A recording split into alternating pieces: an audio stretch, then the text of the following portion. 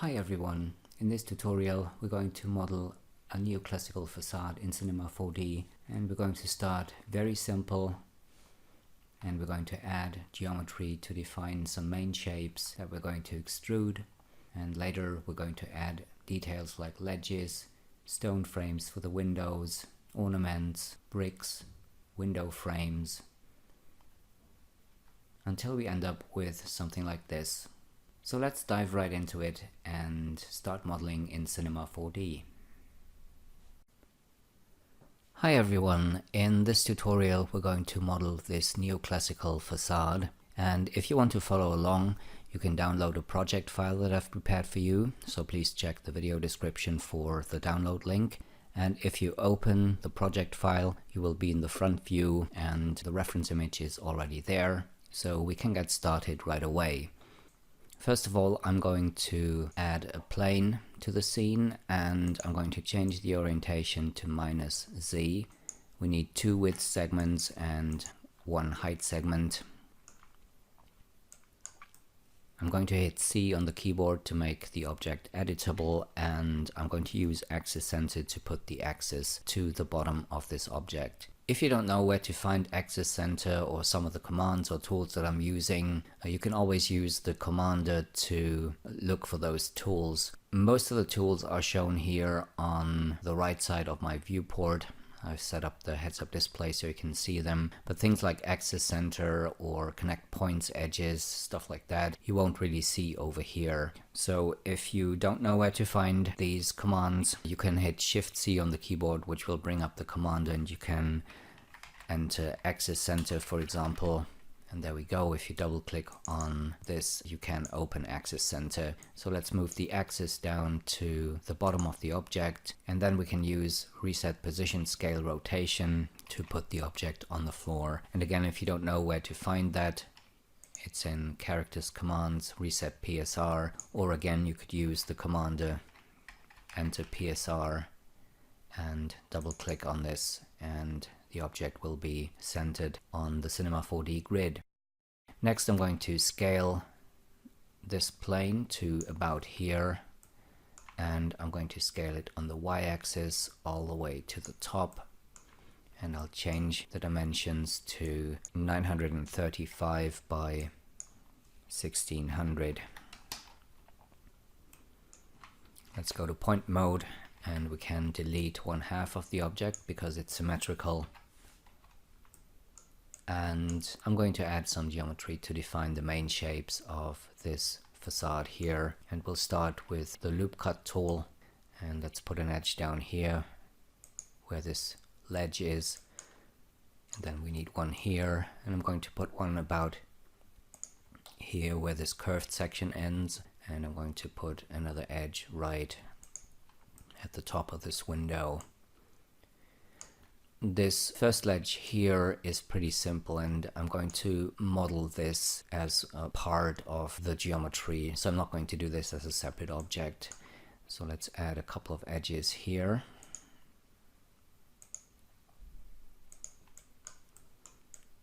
And this ledge here is a little more complicated. We're going to do this using splines, so we don't need any edges here.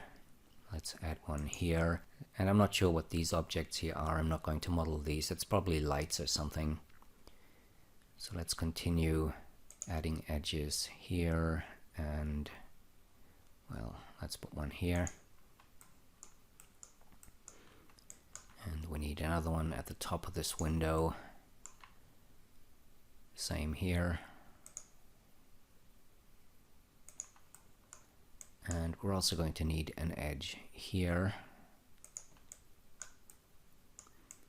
And next we need some vertical edges, so I'm going to put one here, and let's add one here and over here. And I think that's all the edges that we need for now.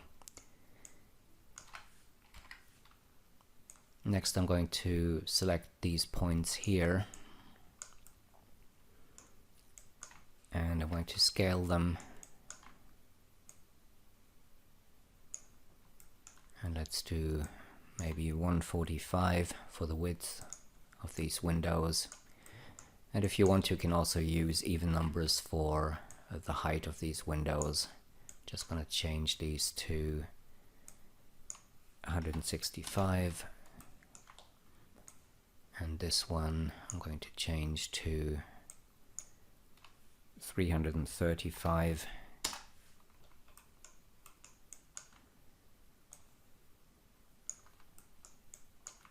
And I'll make this one maybe 45 units.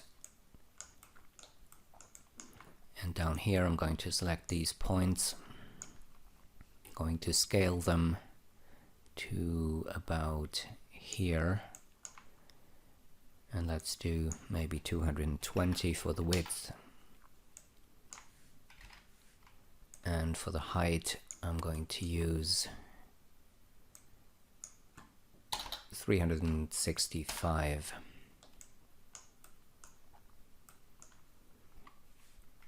We're not going to model the entire building, but I do want a little bit of depth. So I'm going to select these edges and I'm going to quick extrude them back.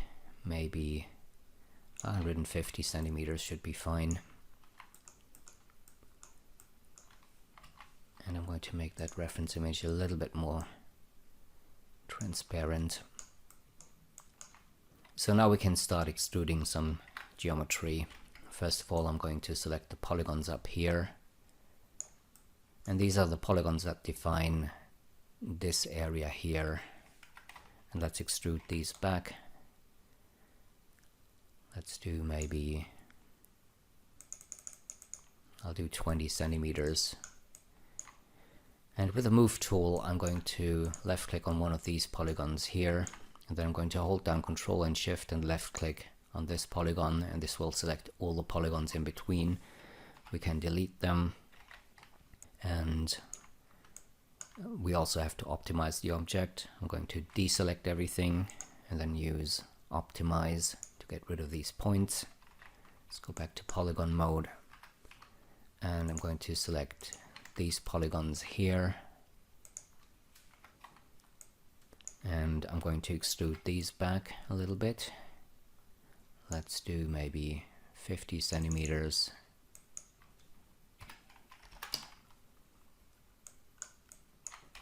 And we don't really need these ones, so I'm going to delete them.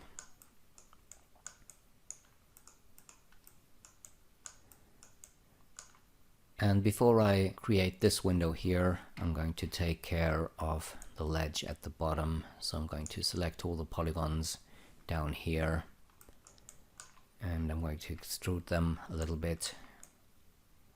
Let's do maybe 5 centimeters. And I'm going to deselect this polygon here and extrude again with an offset of 5 centimeters. If you hit Ctrl B, you can go to the render settings, and if you right click here, you can add ambient occlusion, which will give us contact shadows. And in order to close that window, you can also use a shortcut, which is Shift W.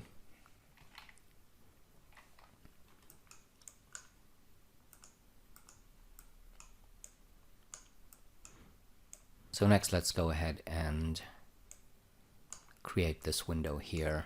First of all, I'm going to select this edge, or these 2 or 3 edges, and I'll change the size to, what have we got here? Oh, 204.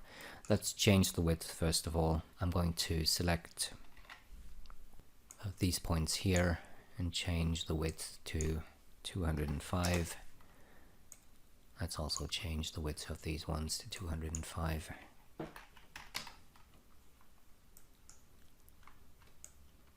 Now, in order to get this curved area up here, I'm going to use a disk as a reference object. Let's put that to -Z.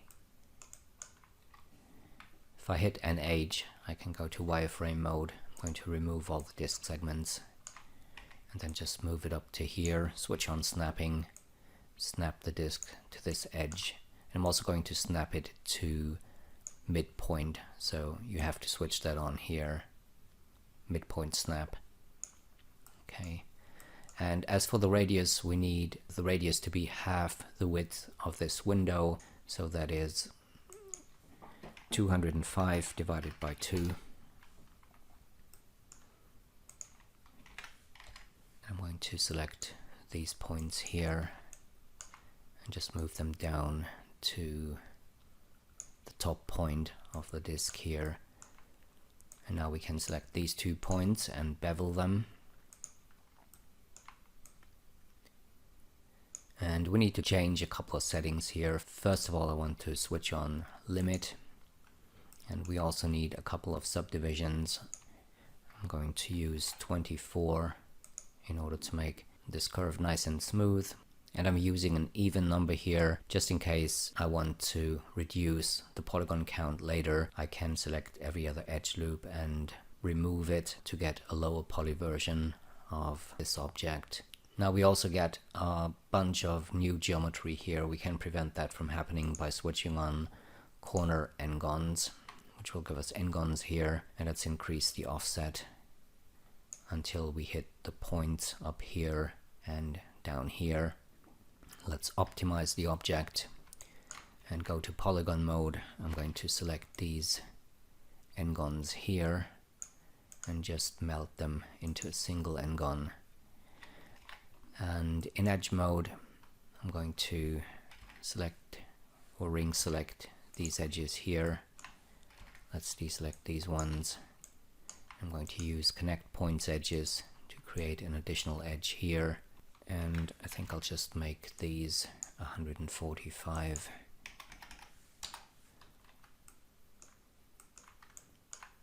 So let's select these 2 points and use connect points edges to create an edge here. Let's get rid of that disk.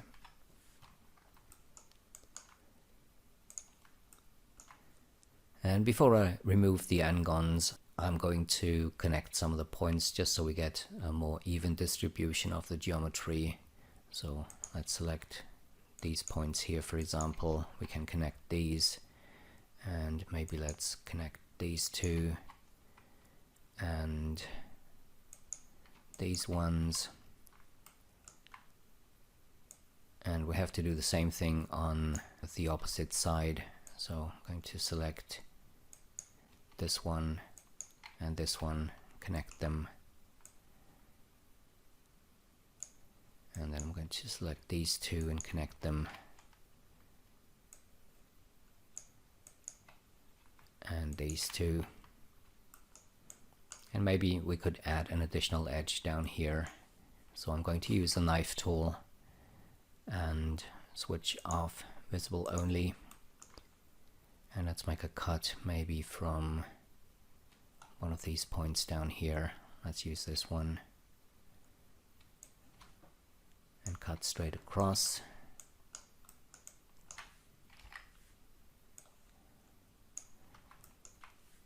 And I'll make another cut over here. So now we can go to polygon mode again and right click and remove the n-gons. And we're getting something like this. And maybe we can optimize the geometry a little bit more. So in point mode, I'm going to use the polygon pen tool. Let's switch off snapping, and I'm just going to weld some of these points here.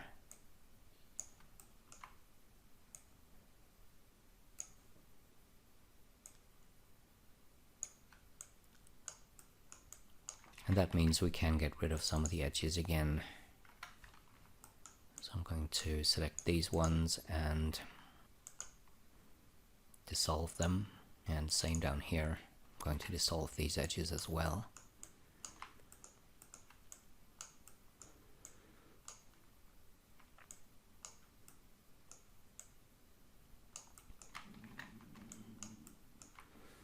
So next I'm going to select these 2 polygons here and use extrude inner, and let's do an offset of maybe, let's do 28.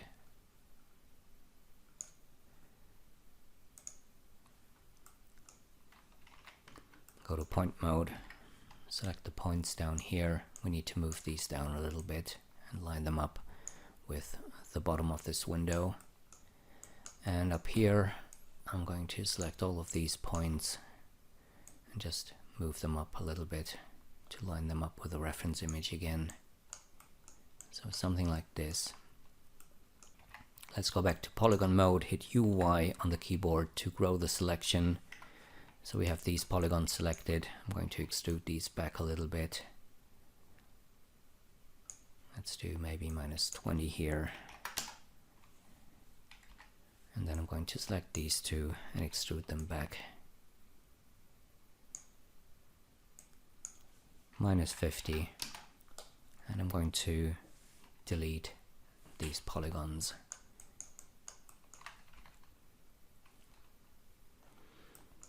Okay, so that's looking good. Next I'm going to extrude the ledge up here. So using the ring selection, I'm going to select these polygons here and I'm going to extrude them a bit. Let's do 5 maybe. And then I'm going to ring select the polygons at the top. Let's see how that looks. Seems to be fine. And we need to deselect the ones here at the back.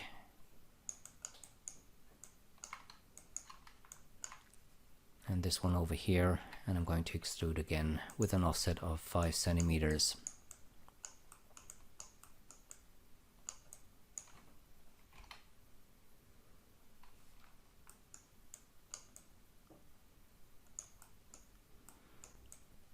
And before I continue, I'm going to clean up the geometry a little bit.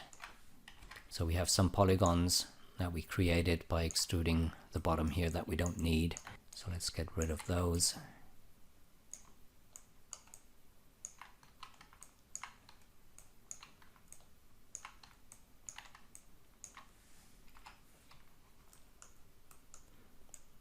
And up here we can delete these ones and these ones over here. Let's optimize the object again. And we don't need these edges here, so I'm going to select them and dissolve them.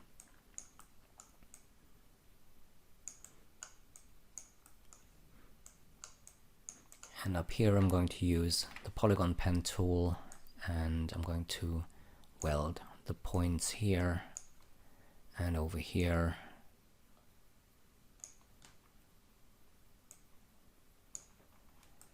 And we can also optimize this corner here by welding some points. And now we can select these edges and dissolve them. And we can also get rid of this edge by dissolving it.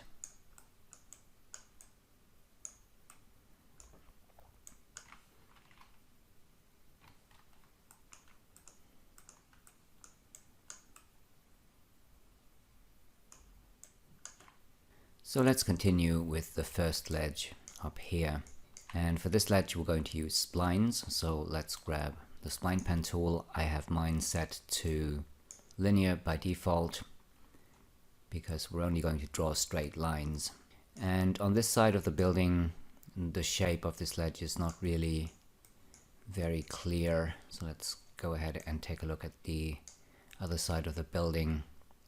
And this is a little bit better than the right side, so let's use this as our reference to create that ledge. I'm going to create only one point at the edge of this wall here. Let's make sure that only the spline is selected, switch to the move tool and switch to point mode, and now we can use quick extrude. So hold down the control key, left click and drag on the x-axis to extrude another point out, and we can continue doing this to create the outline of the shape that we need. So down here this ledge goes back up a little bit again. Let's extrude this over and down, and over here we have a curved section. We're going to take care of that in a minute. Right now I'm just going to draw straight lines. And now we can select both of these points here and scale them down. so they're perfectly aligned, and I'm going to select all the points and move them over to the other side of the building like this. Let's rotate them 180 degrees. Move them over a little bit further. And then I'm going to select both of these points, switch on snapping, and snap these points to the geometry of the walls.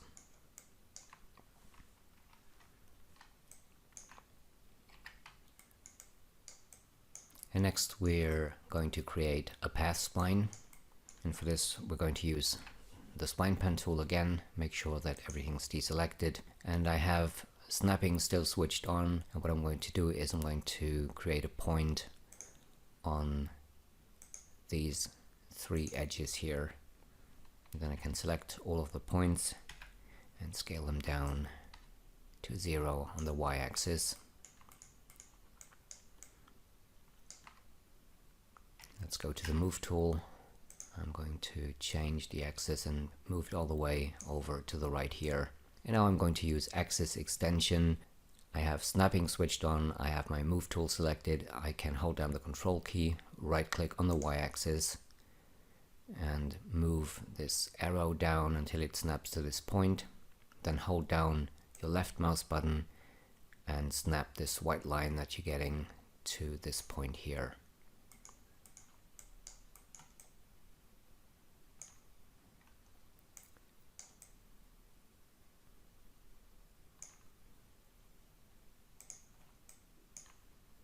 Looks like we've got two lines here for some reason. So I'm just going to select the connected points and just delete them.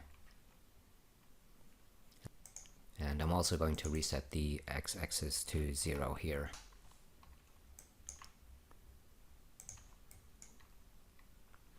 I'm going to rename these objects. So this is our path spline and this is our profile. Let's put this into a sweep object and let's make the path the second child of the sweep object. And you can see that nothing seems to be happening. If you zoom out, you will find the profile somewhere up here. Now, in order to prevent this from happening, I'm going back a few steps. And what I'm going to do first before I sweep this profile along the path spline is I'm going to switch back to model mode and use axis center. And I'm going to move the axis of this profile spline all the way up on the x-axis and all the way to the left on the x and z axes. And I'm going to do the same thing for the path spline.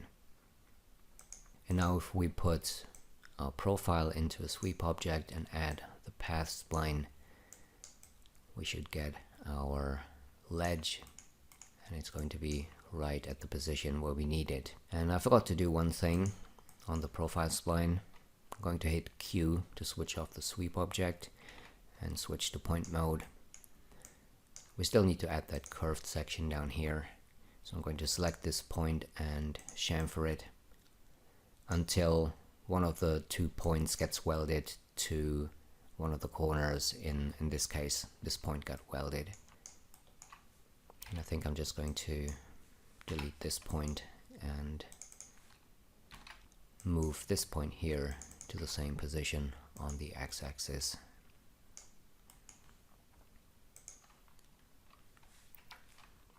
Now if you take a look at this and if you render this from a distance, this is a very small detail on a pretty big object, and we don't really need all the geometry that is created for that curve here. And we can change the amount of geometry that is created if we select the profile spline, and down here in the settings for the spline we can change the resolution of the spline by increasing the angle. I'm going to use 20 degrees here, so that's just a couple of polygons. We can reduce the Phong angle to make this look a little bit nicer, and that's going to be enough to create the illusion of a nice and round curve. And if you want to, you can keep the parametric object. I'm going to rename this to ledge 1. What I do sometimes is I keep backup copies of the parametric objects just in case I need to go back, and the object I'm actually using I'm going to convert into real geometry. And on this one I'm going to select the edges on the curve, and I'm going to use a script from the HB modeling bundle, which is called HB even distribution, and I have a shortcut for that, and this lets me even out the spacing between these edges. You don't have to do that if you don't want to, or if you don't have the script.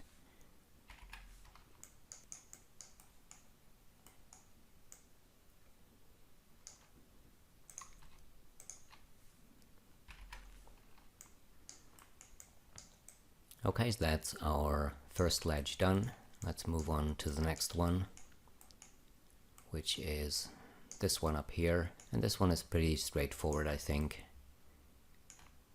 We do seem to have another curved section here, so we can do that if we want to. And we're going to use the same tools to create this ledge. So let's grab our spline pen tool. I'm going to create my first point here at the edge of the building. Go to the move tool, make sure that only the spline is selected, switch to point mode, and let's start quick extruding this point to create the shape.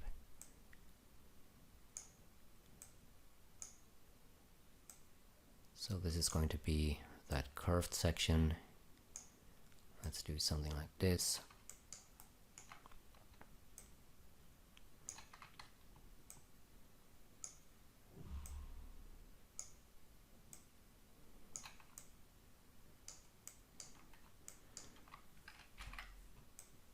And again, I'm going to scale these points down to 0, select all the points, move them over a bit.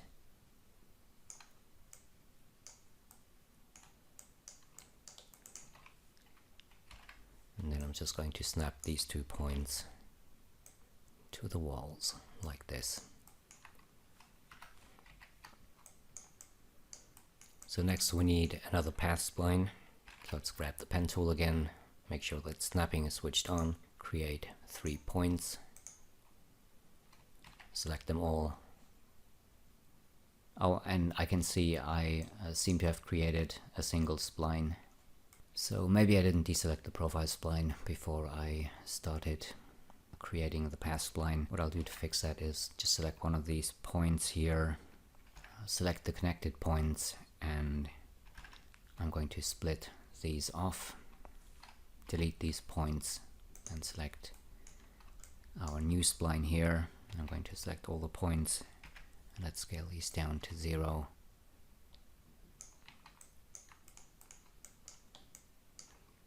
Switch to the move tool. Again, I'm going to move the axis all the way to the right. It just makes snapping this path spline to one of the points a little bit easier because we can get a little closer to the objects. So again, I'm using axis extension here to line these 2 splines up, and let's go to model mode and use axis center again. We can use the same settings as before to move the object axis to where we need it to be. I'm also going to rename these 2 splines. This is our profile and this is our path. Let's put the profile spline into sweep and add the path.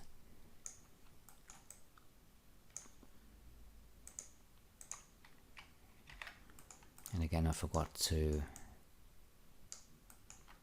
chamfer this point here to create our round section. And I think in this case I'm just going to leave that point down here. And this is ledge number 2.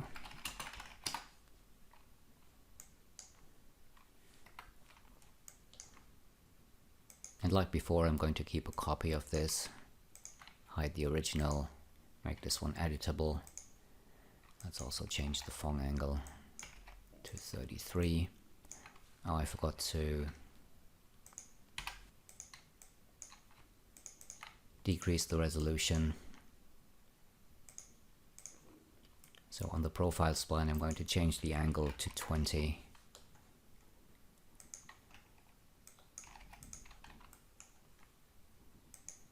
and then make it editable. And once again, I'm going to even out the edges using the even distribution script.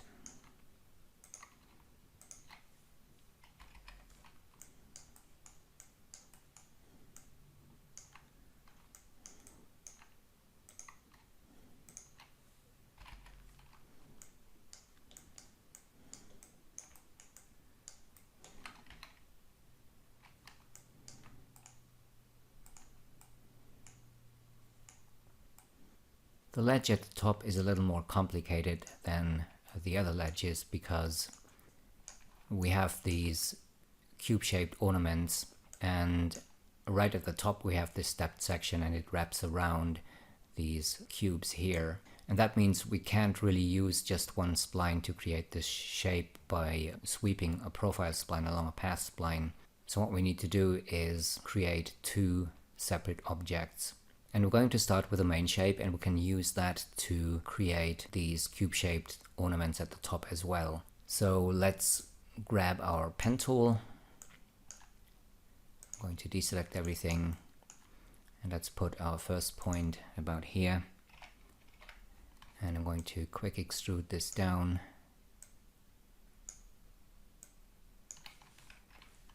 to create the basic shape. And you can see we also have a lot of perspective distortion, so we have to improvise this a little bit. So let's move this point down to about here. And these cube-shaped ornaments, they seem to be sitting on some sort of ledge down here, so we have to take that into consideration as well. So let's create that ledge.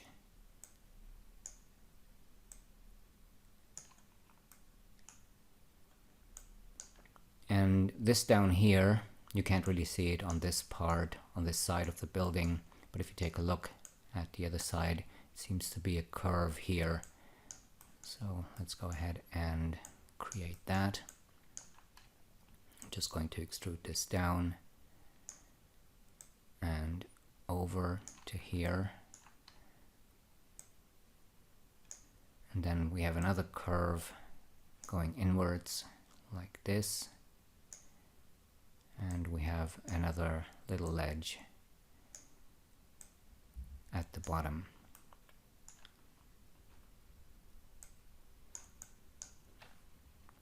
Going to select all the points, move them over a little bit.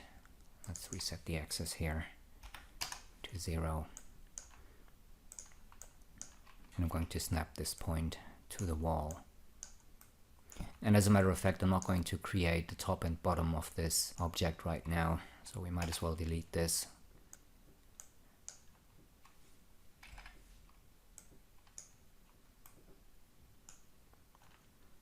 And now we can select these points and move them back up again. So this is the height of this cube-shaped ornament here.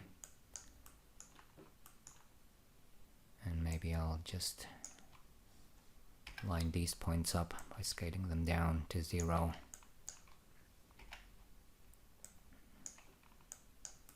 Something like this. And now we can chamfer this point here. And this point to create our curves. Let's check the points. So we have 2 points that are very close together here. I'm going to delete this one. And then just move this point up a little bit to make it parallel with this point over here. Let's check the other curve.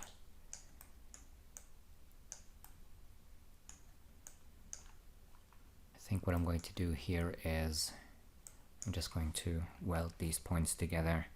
I mean, we could keep this as it is, but in order to save a couple of polygons, I'm just going to reduce the point count.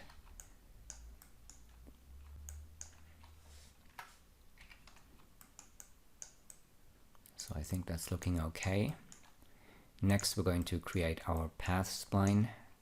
So make sure snapping is switched on, and make also sure that everything's deselected so we can create a new spline here.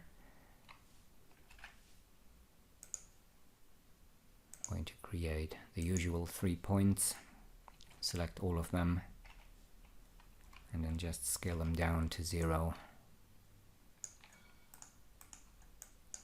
Let's move the axis over,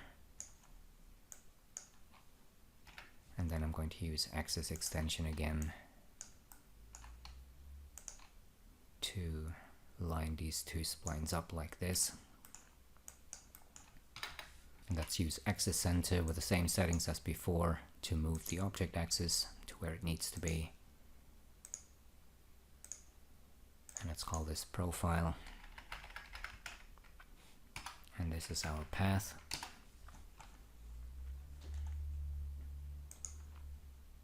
Let's use a sweep object.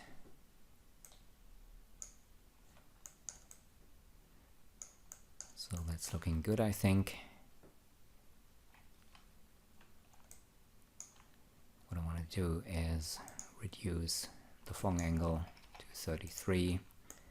I'm also going to change the angle of the profile spline to reduce the number of polygons that we're getting.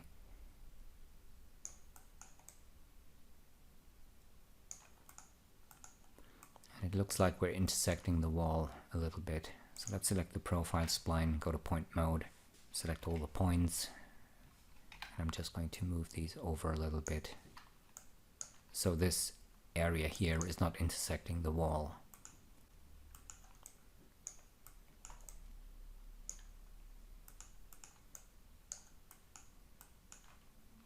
And this is ledge number 3.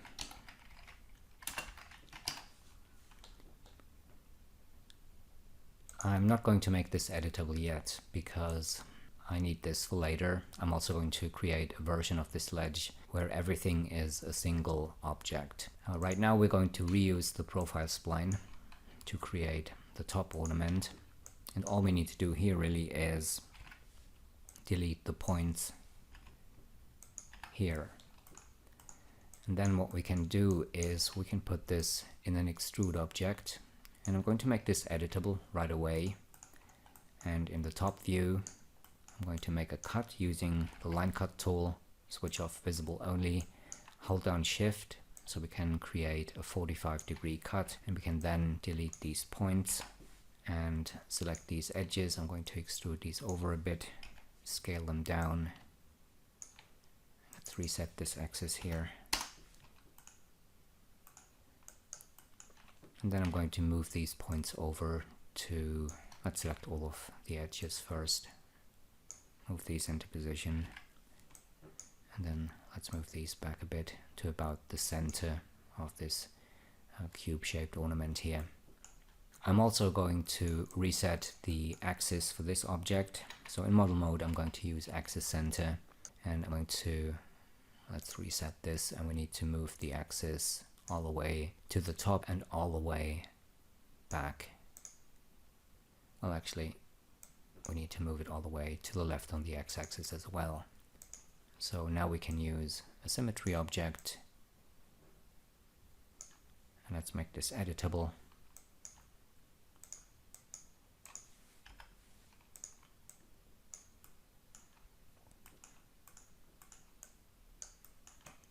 Let's move this into position over here.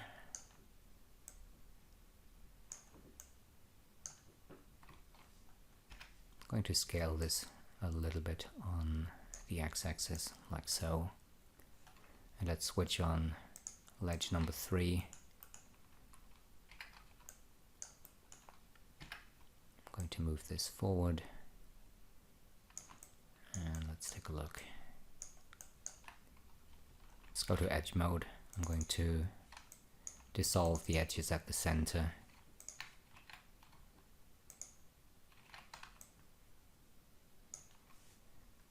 And using the polygon pen tool, I'm going to close the top and the bottom of this object.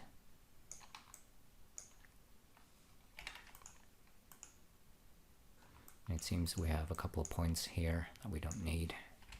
I'm going to remove these.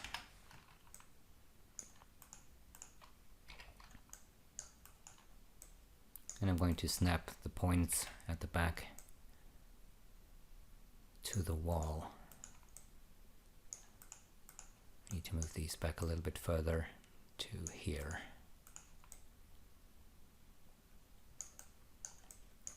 Okay, so let's have a look. And I think I should move these points at the front back maybe a little bit. Something like this. So this is our top ornament. And we can put this in a cloner. Let's see, we need 1, 2, 3, 4, 5, 6, 7 copies. And we need to clone them along the x-axis.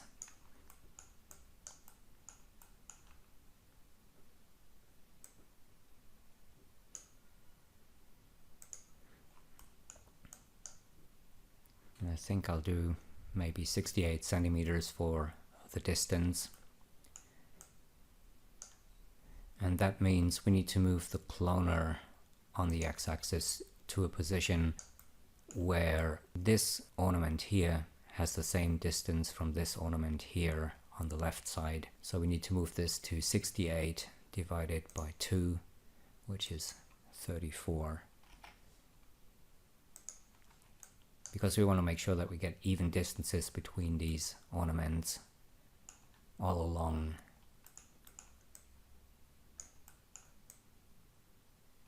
the building. So this is looking good. Now the cloner automatically changes the color of the clones to white, and we can change that if we select the cloner, go to the transform tab, and you can change the color here to a gray.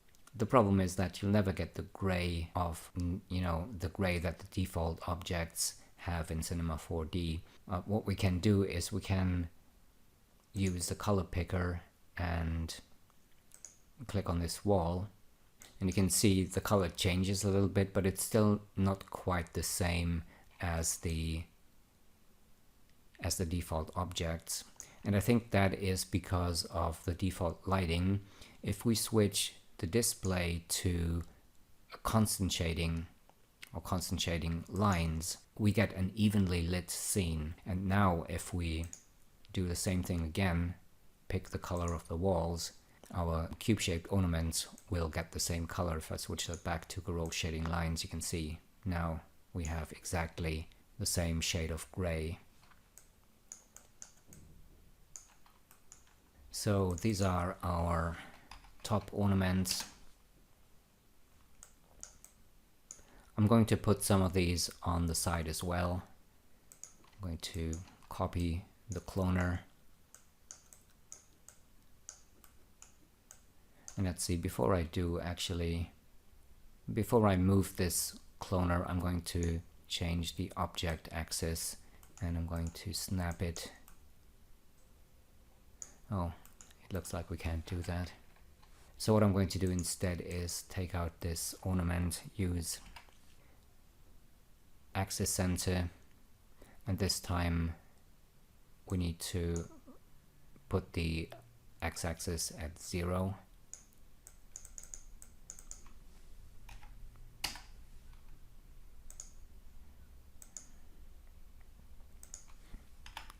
Let's just use another cloner with the same settings as before. So actually we just need 2 clones for the side.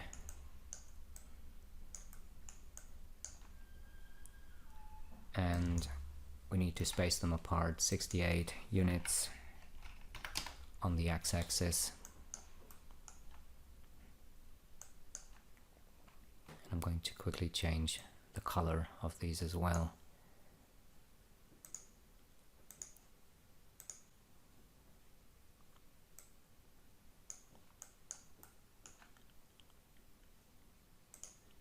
Now we can move this cloner over, snap it to the corner, rotate it 90 degrees,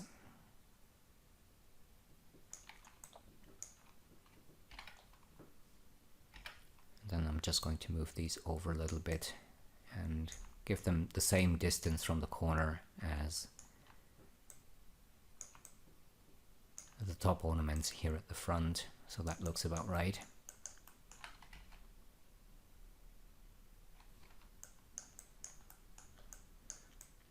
So that's not looking too bad.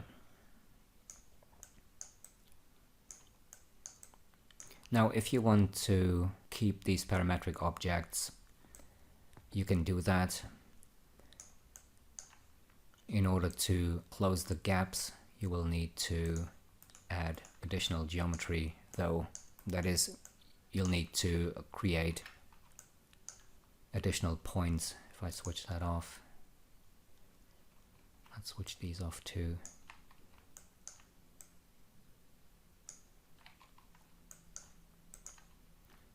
So you'll have to select the point down here at the bottom and quick extrude it and snap it to the wall.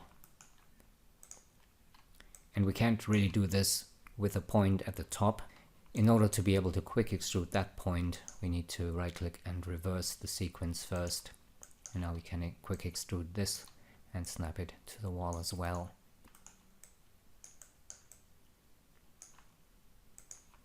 And now these gaps at the top and the bottom are closed. I'm not going to do that though, so I'm going back a few steps.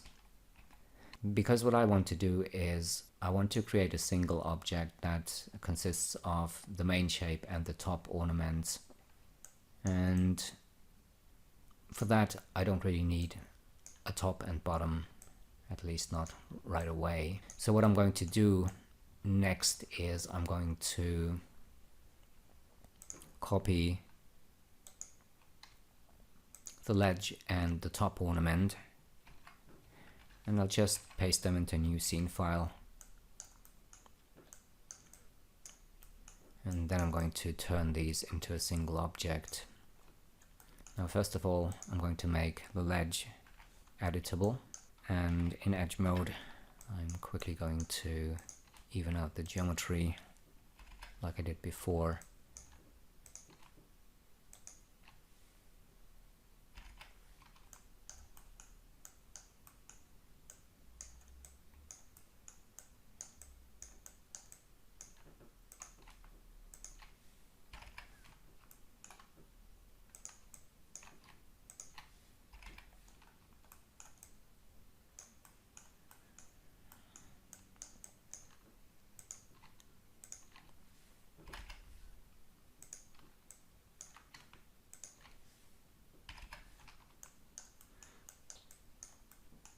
Okay, so how do we combine these two objects? We know that the distance between the top ornaments is 68 units. So one of the sections that we need for the main shape needs to have a width of 68 units. So what I'll do here is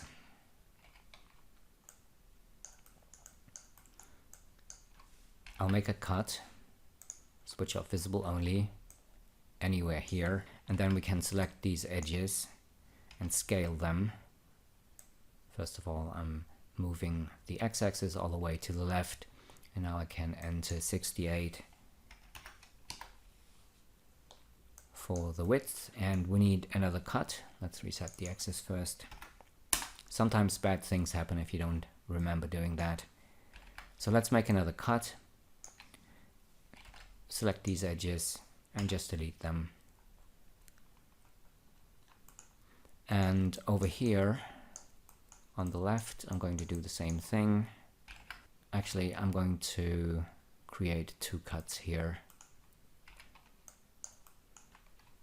One about here and one about here. And then I'm just going to ring select these edges and delete them.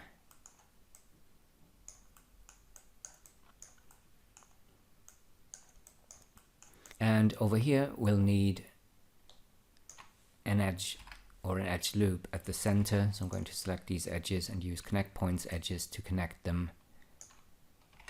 And then we can just delete 1/2.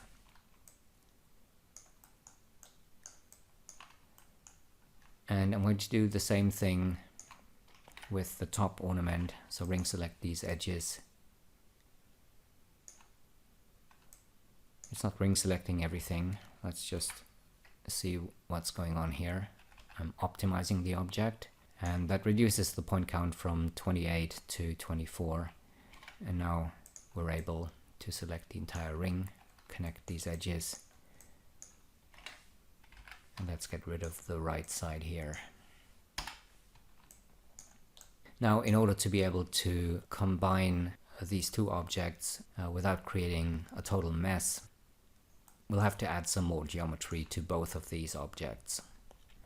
And in order to do that, I'm going to select the plane cut tool, switch it to world mode, and XY is what we need to add the edges to the top ornament. I'm going to switch on snapping. I'm going to snap to this edge, and I think that's all the additional edges we need. So let's select the ledge and go back to the plane cut tool, and we need to change the plane to YZ, I think. And this time I'm snapping to the top ornament.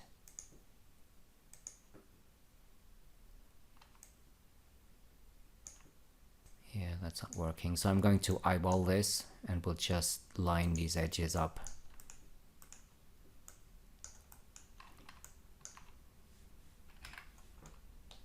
So let's select all of these points here, switch on snapping,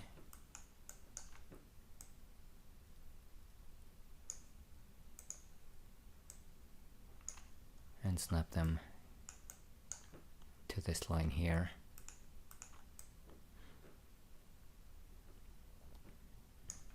So let's see, let's go ahead and delete some of the geometry before we combine these two objects. We don't really need these polygons at the back, so let's get rid of those.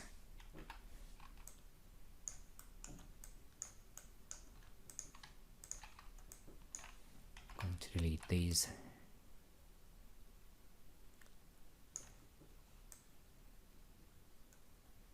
So that's looking good. And on the ledge we can delete these polygons and these ones.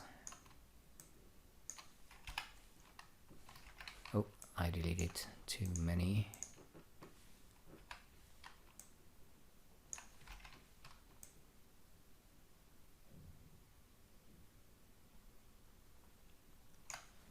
Let's just get rid of these. Also delete this one. And we're just going to close that polygon hole once we've combined the two objects. I'm going to deselect everything and optimize the object. And I'll do the same with this object. Select both of them, connect objects and delete. Deselect everything again, optimize. And then I'm going to use the polygon pen to close this hole here.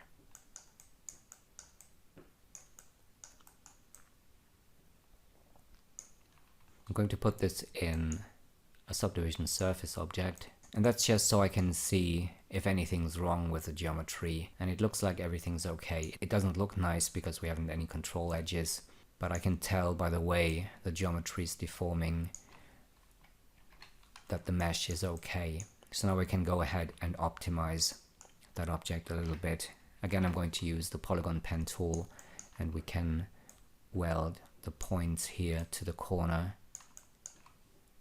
Grab the move tool, select these edges and dissolve them.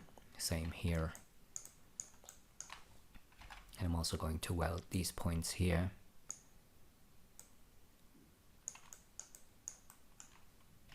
And now we can get rid of these edges by dissolving them. And we can either keep this triangle or remove it. I'm going to remove it by selecting these edges here and connecting them. And now I can move this point over. So we're getting all quads here.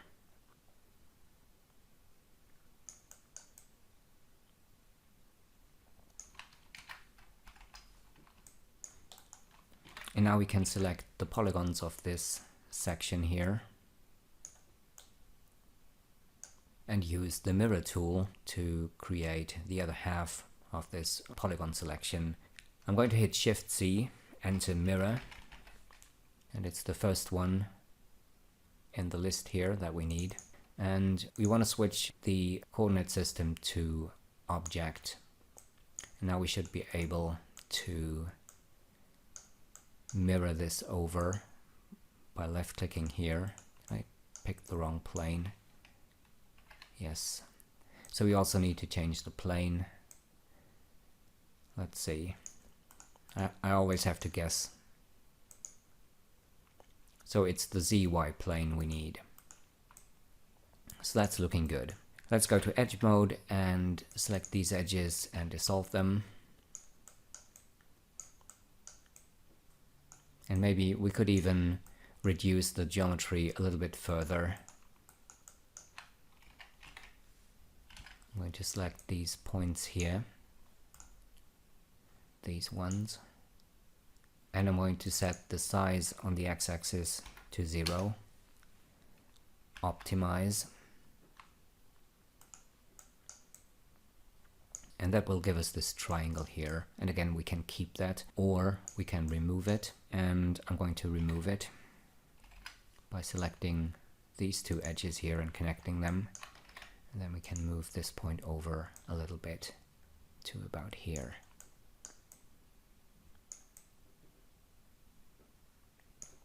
So let's go back to polygon mode. Select all the polygons. Let's grab the mirror tool again. I can select it from this area here because I've switched that on in the heads-up display. If you don't have that switched on in the heads-up display, you can go to, I think it's this one, to this icon here, and it shows the last tools you used, and the mirror tool should be one of them. So we're using the same settings as before. So we have this first copy, we need 6 more. 1, 2, 3, 4. Let me just check if the polygons are connected correctly, and they are. So how many do we have? 5 so far, so we need 2 more. 6, 7.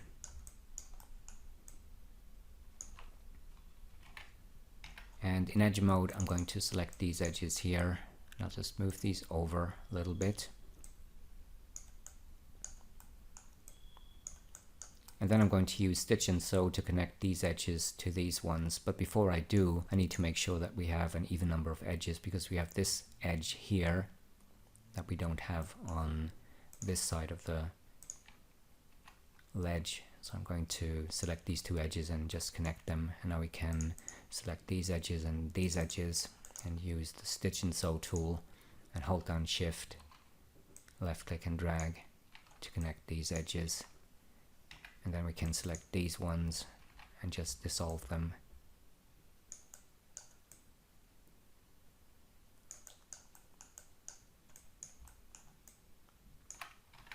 Next I'm going to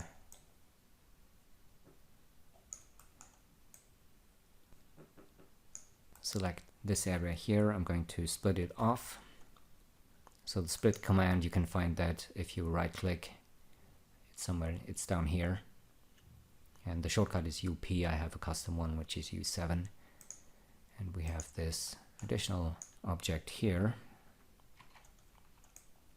So we need to move this over and put it into position. I'm going to switch on the object axis and switch on snapping. Use the move tool to put the object axis over here. Switch off the object axis, and that's this one, by the way. I have a custom shortcut for that as well. I think the default one is L. Now we can move this over, snap it to the corner, rotate it 90 degrees, and then move this over and snap it to here. And let's see if we can use the mirror tool again to mirror this. We'd probably have to change the plane. Let's try XY That seems to be working. Let's go to edge mode. I'm going to select the edges here and just move them over a little bit. And now we can combine these two objects using connect objects and delete. I'm going to optimize quickly, and then I'm going to use stitch and sew again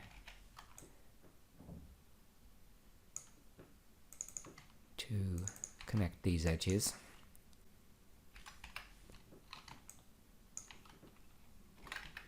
And we can get rid of these edges and of these edges as well.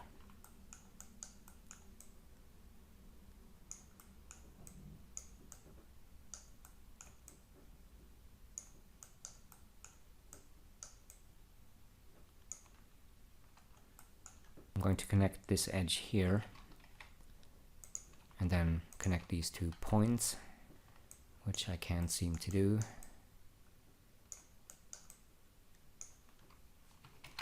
Let's try and optimize, and that didn't do anything. So I'll just try to make a cut, and that seems to have done the trick. Just going to dissolve this edge again, move this point over a bit,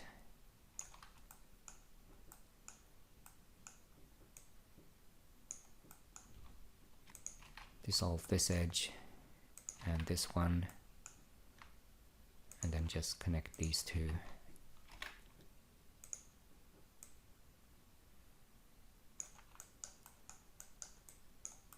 So what I've just done is I've removed the n-gon that we had over here by changing the geometry, so we're getting all quads on this side as well. And of course we can get rid of this edge loop as well. And something seems to be wrong because I can't select this loop. Let's try and optimize again. Oh, that still didn't do it.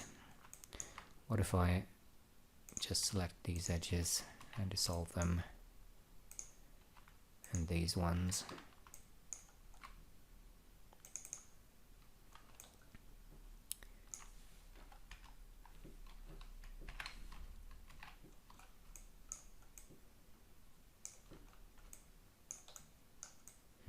The geometry is not really matching up here.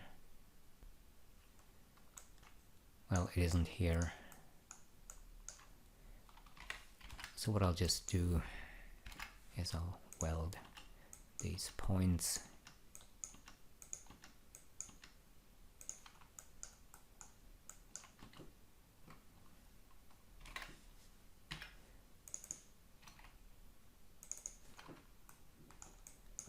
And we need to do the same thing down here.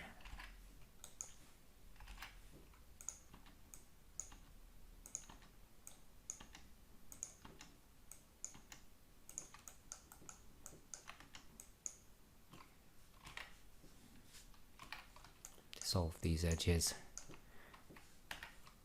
And I'll just make sure that everything is spaced apart evenly as it was before.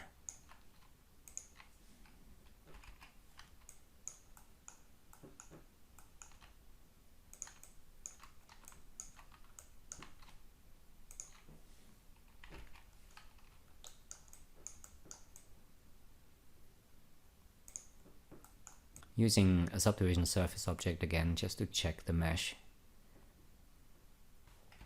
and everything seems to be fine. Let's dissolve some more edges.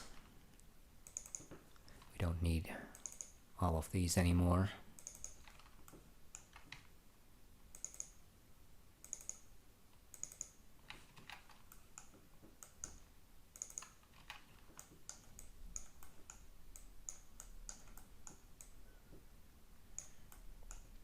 And the last thing I want to do is create a top and a bottom. And in order to do that, I'll just extrude one of these edges over and move it to 0. But I think we have to change the object axis first. So let's go to model mode, bring up axis center, and I'll just move the object axis all the way over on the x-axis. And let's also move it over on the z-axis.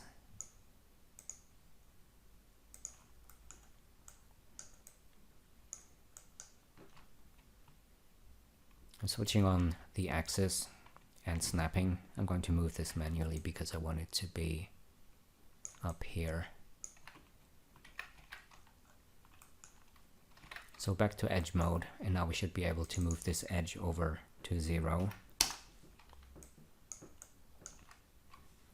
And I'm just going to create a polygon here and then use close polygon hole. Select these top polygons. I'm going to melt them. Where is it? I'm using shortcuts for these commands, so sometimes I can't even find them in the menus. So melt is down here. So this turns this into an n-gon. Now we should be able to select the edges here and over here and use the slide tool. Hold down Control to clone the edges. I'm going to clone these in, and then we can get rid of this polygon here. And I'll do the same thing at the bottom. So select this edge, extrude it over, move it to 0.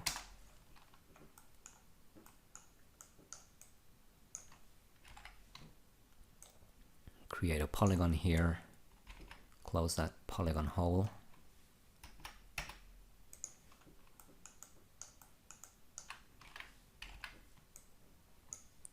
Melt this or these polygons into an n-gon,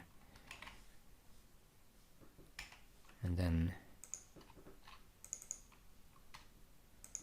select all of these edges, and I'm going to clone these a little bit and delete this polygon here.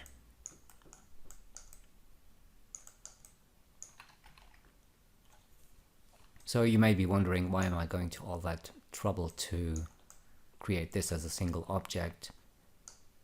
The reason I'm doing this is because now we can add bevels in the corners here, which we couldn't do with two separate objects. So I can now use a bevel deformer. Let's just use an angle here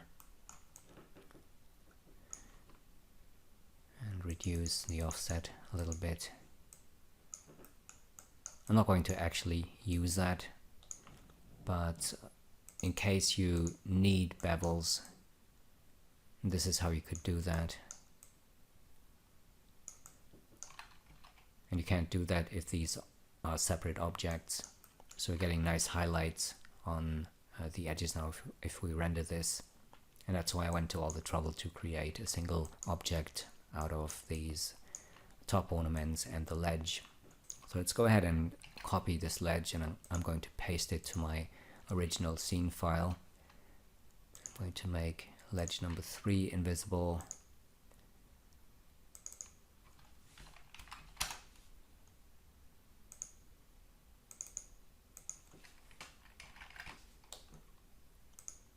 And I'm also,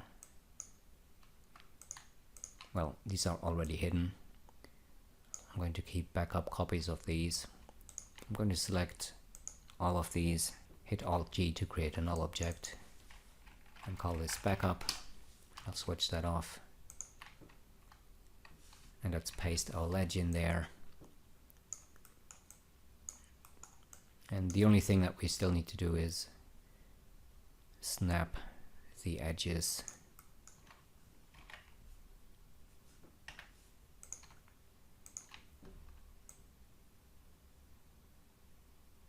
to the wall.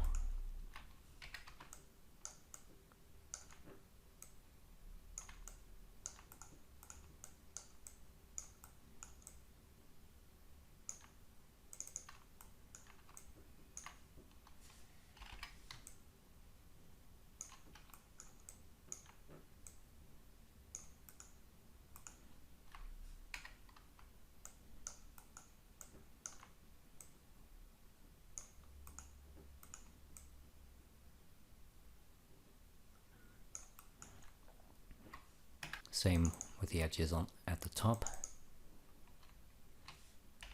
Just deselect these ones.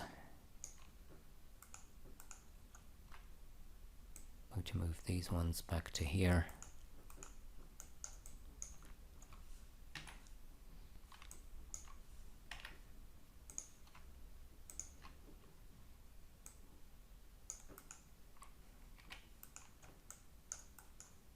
And these ones back to here.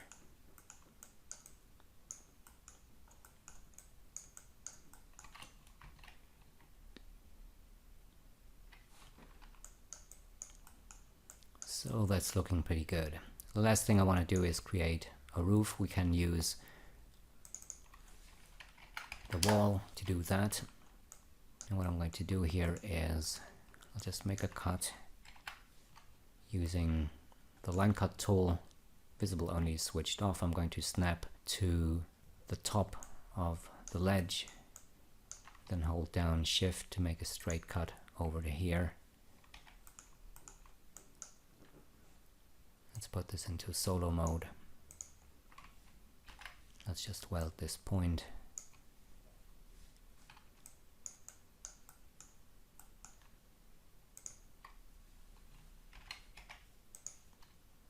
I'm going to extrude this edge out, move it to 0, deselect everything, optimize the object,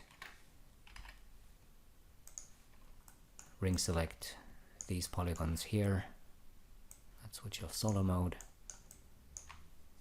and I'm just going to extrude these out.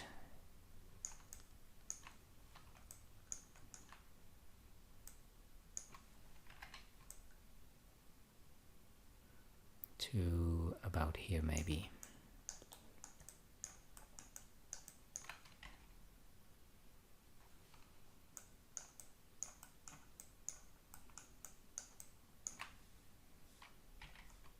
And I'm going to select this polygon here and delete it. And we can also select the ones at the top and just melt them into a single polygon. And let's also get rid of this polygon here at the back.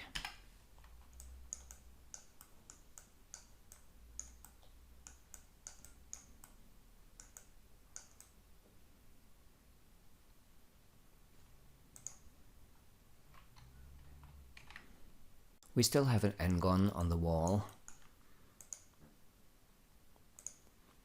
And it's this one up here. And I think it's just a matter of deleting some points.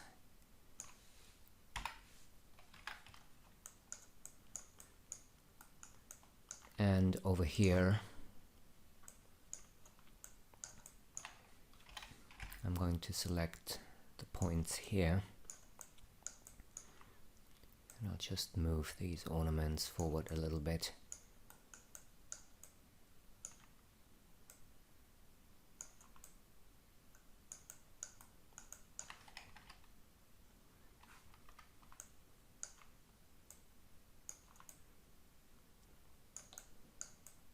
So something like this. And now we can start creating the stone frames. And I'm going to start with the one on the second floor here. I'm going to switch off the ledges. And I'm going to close the polygon hole back here.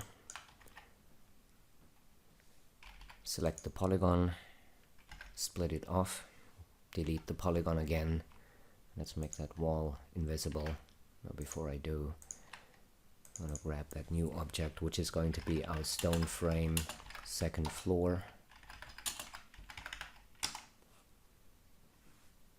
And I'm going to center the object axis on this one.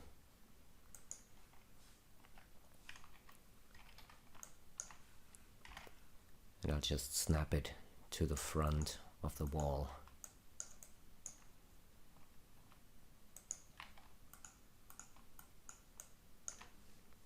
And then we can scale this to about here. And I'm also going to scale it on the y-axis. And let's do 190 by 230.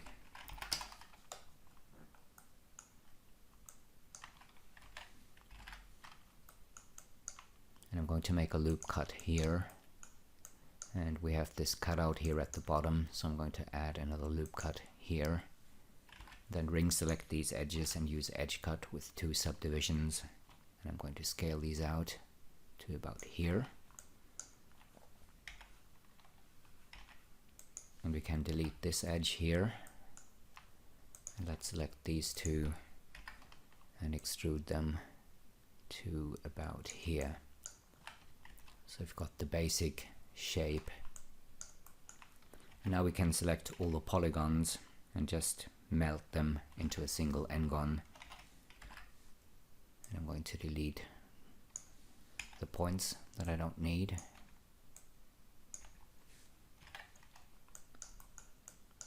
And then we can use extrude inner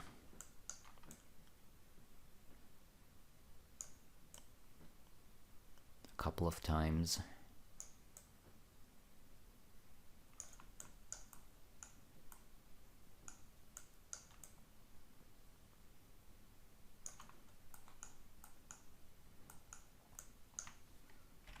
And I'm going to create some additional edges.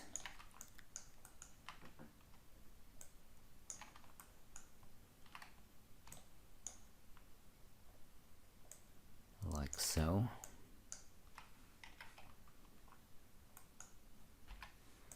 I'll just select this polygon here, scale it up a little bit on the x-axis.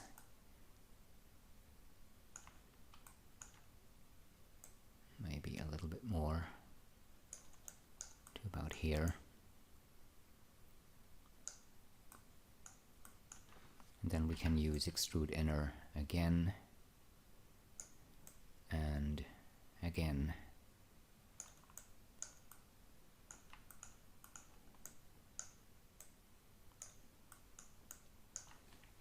So let's go back a few steps, because I had a problem down here. Let's try this again. Extrude inner.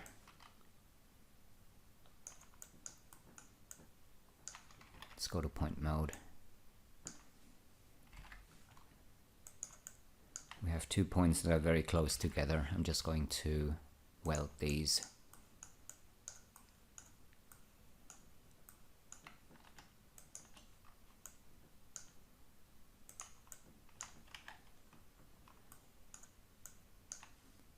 Now we should be able to extrude this without any problems to about here.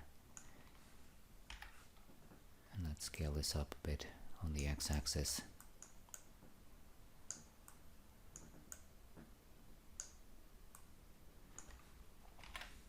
And down here we need to move these points.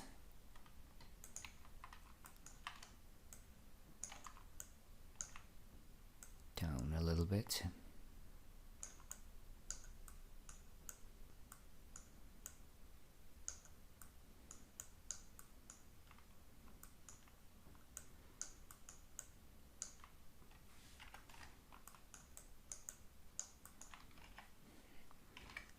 I'm going to select all the polygons now, hit UK to shrink the selection, and I'm going to extrude these polygons down a little bit.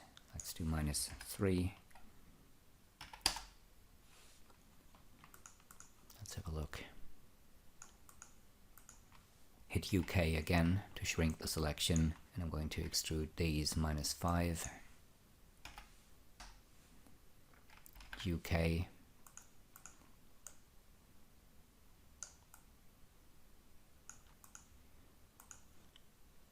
I'll do another -5 here, and again shrink the selection, and this time we need to deselect a couple of polygons.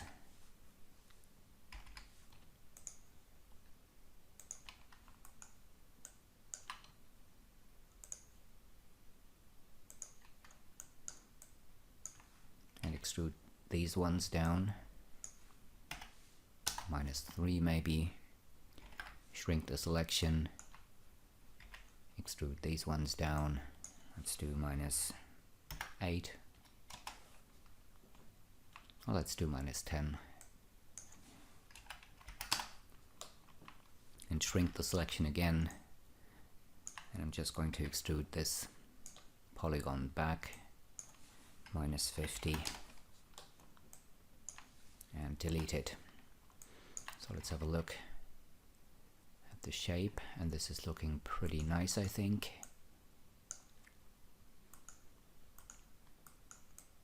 And before I continue, I'm going to clean up the geometry a little bit. First of all, I'm going to connect these edges here. And let's get rid of this half.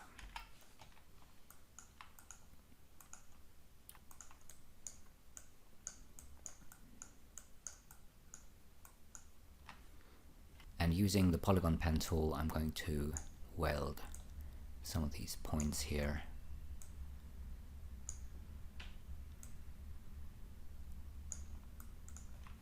So that means we can get rid of these edges here. We can also get rid of this edge and of these edges. And that gives us quads in this area and reduces the geometry to what we really need. And down here, I'm going to do exactly the same thing. So first of all, let's weld some of these points. And I'm just going to dissolve these edges here. These ones and these ones. So now we have 62 polygons, and they're all quads. I'm going to put this in a symmetry object, and I'm going to make the symmetry object editable.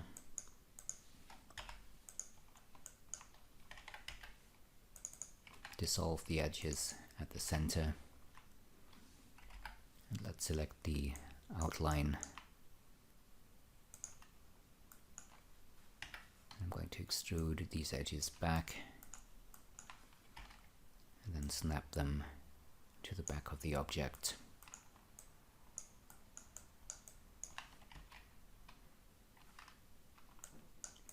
Okay, so that's looking nice, I think. Let's continue with the stone frame down here.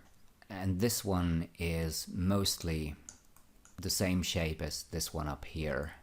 So we can simply copy this one, rename it to stone frame first floor. And I'm just going to move it down. Let's make 2 cuts like this. And then we can delete these points and these ones down here, and we can also get rid of these ones.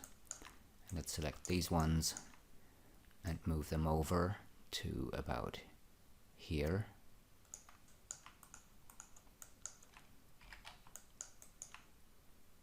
I'm going to move these ones forward to about here maybe. Hold down Control and left click on edges to convert this point selection to an edge selection. I'm going to extrude these over, move them to about here, and then extrude them back.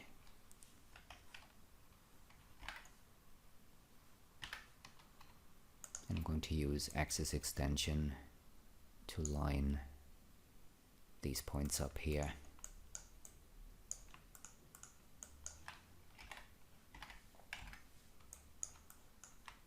Now we can move these points up to about here. Use the knife tool, hold down Shift to make a 45-degree cut. Delete these points. Select these edges and extrude them over. Scale them down to 0 and move them to 0 on the x-axis. And down here we can select these points and move them down. Let's switch on the wall again. And I'm going to snap them to this edge down here. And let's use a symmetry object. Make it editable.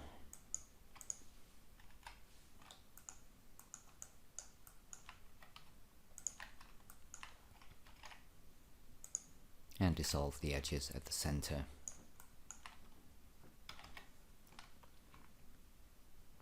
So let's make everything else visible again. Select the stone frames, and I'm going to move these forward just a little bit, maybe to about here. So that's looking about right. And of course the holes we have in the wall are too small, so part of the frame is not showing because the walls are intersecting the geometry of the frame. So let's go ahead and change that. I'm going to select these points here and scale them out on the x-axis to about here maybe. Let's have a look.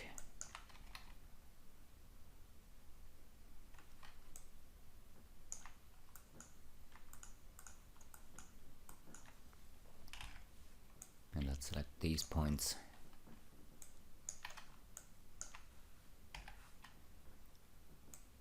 Scale them up.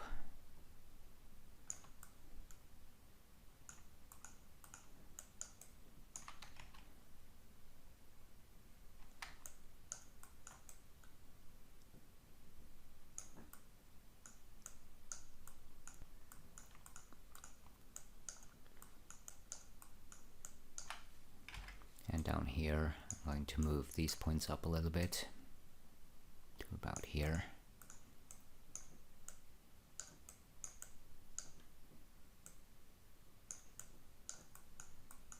And we're having a gap here, so I'm going to reselect the points here.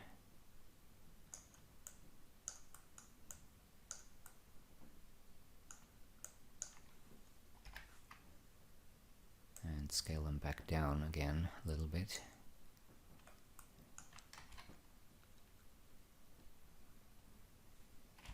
And I'll just need to select these ones up here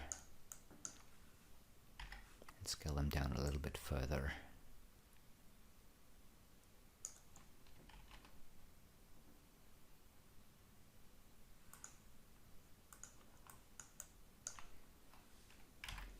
And I'm also going to move these points up a little bit further to about here maybe. So now we've got something like this. And I think we could move these stone frames forward a little bit further.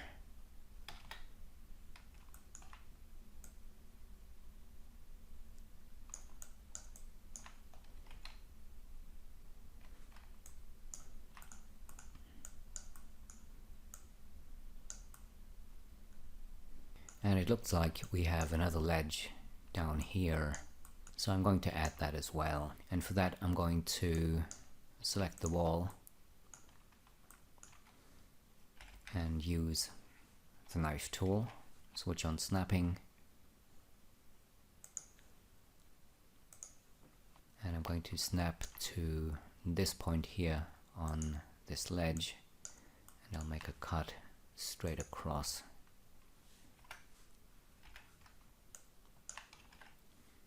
So now we can select these polygons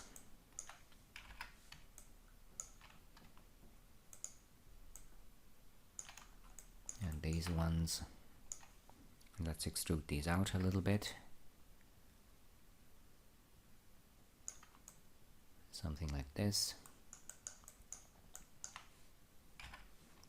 Select these ones and delete them.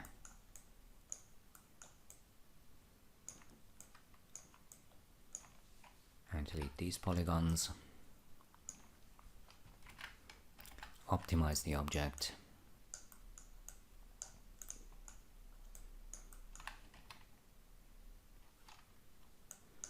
And that's looking good.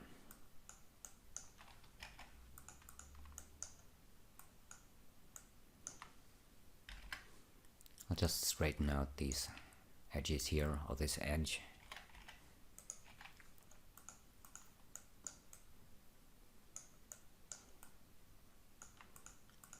And next we're going to do this ornament here, and I'll start this with a spline,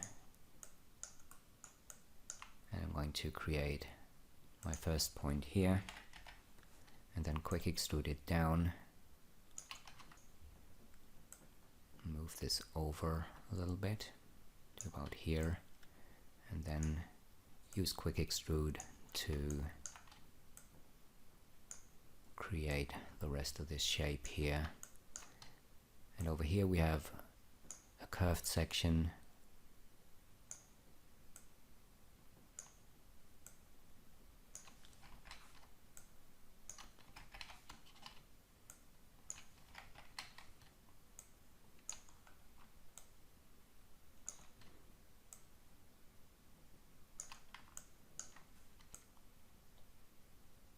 And then we have another curved section here.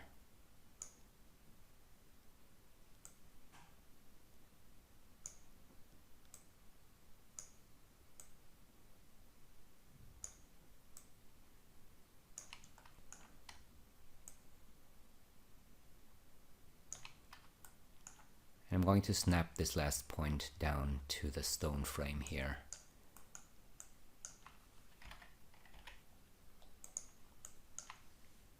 Now I'm going to chamfer this point. Delete this one.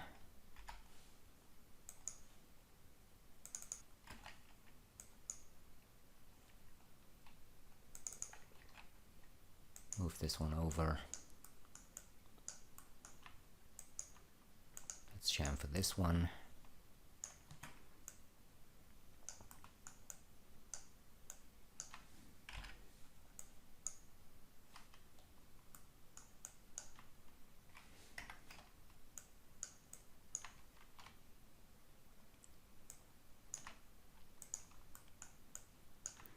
And we also need to chamfer the point at the top here.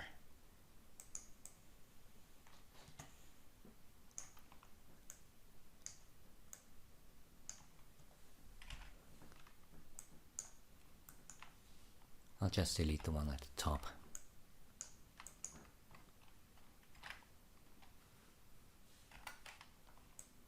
So now we can use an extrude object.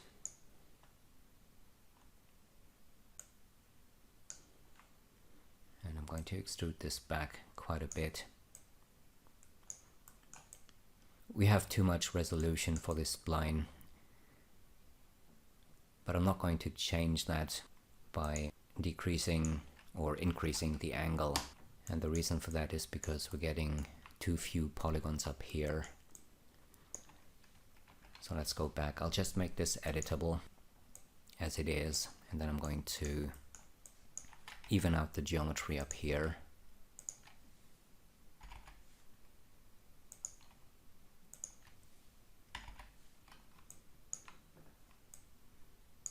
And maybe we could get rid of some of the edges here.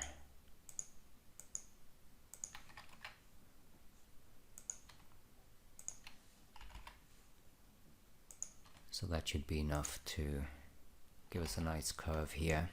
And I'm also going to reduce the geometry down here by dissolving every other one of these edges.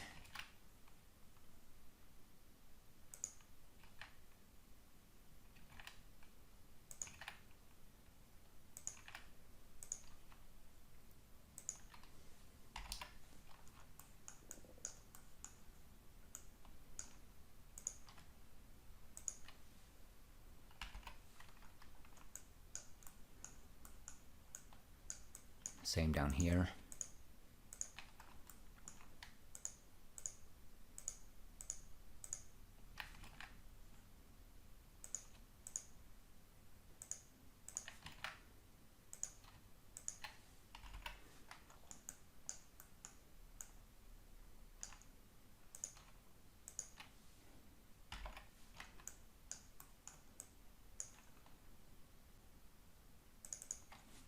So this is our roof-shaped ornament. Let's reduce the Phong angle.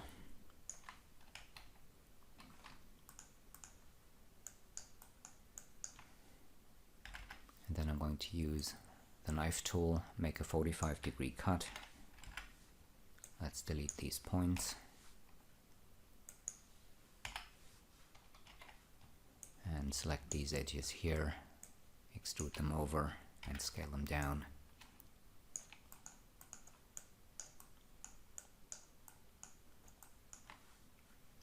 And I'll just move these to about the center of this ornament.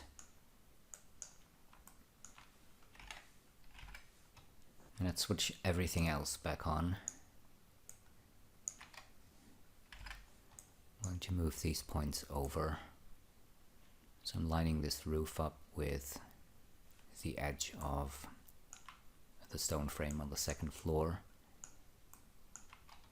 I'm going to move the axis to the center. Let's put this in a symmetry object. And let's move this forward a little bit to about here.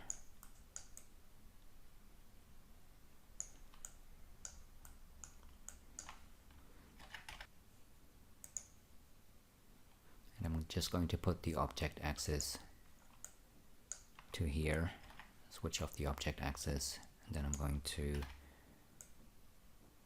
snap it to the front edge of this stone frame, like so.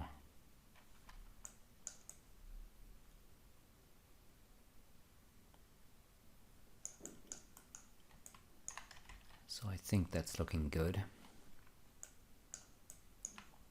Let's make the symmetry object editable.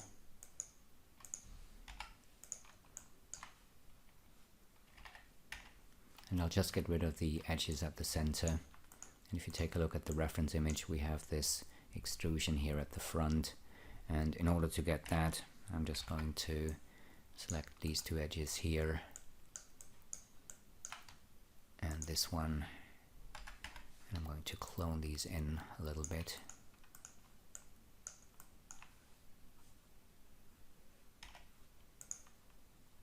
Move this one down a little bit. And then let's select this polygon. And you can see the normals are reversed. I'm just going to select everything and reverse the normals. Then select this polygon and extrude it forward a bit, like so.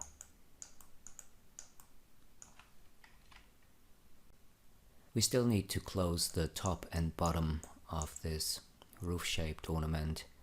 Just going to switch this to solo single, and using the polygon pen tool, going to bridge these edges here, and down here I'm going to extrude this one back,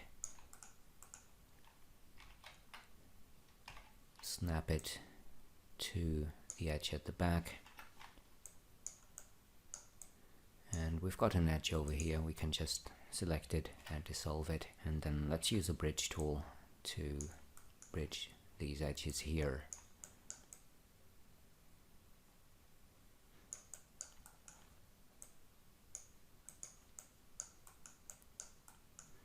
Next we're going to do the bricks, and for the bricks we can reuse the wall geometry, so I'm going to make a copy of that, rename this to bricks. And I'm going to select everything else and put it in a null object. Alt G, and let's call this facade.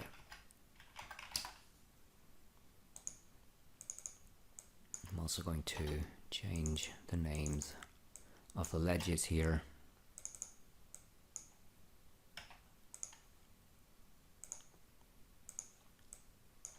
And I'm going to hide the facade.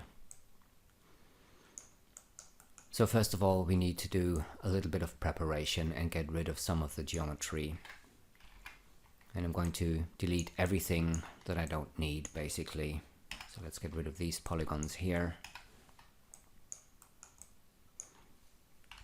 I'm also going to ring select these ones and delete them. And down here we can get rid of these ones and these ones.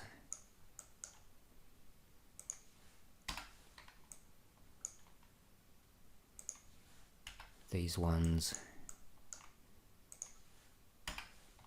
these ones.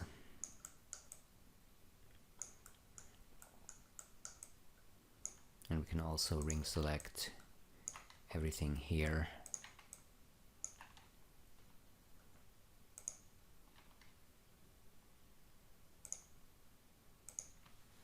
And delete it.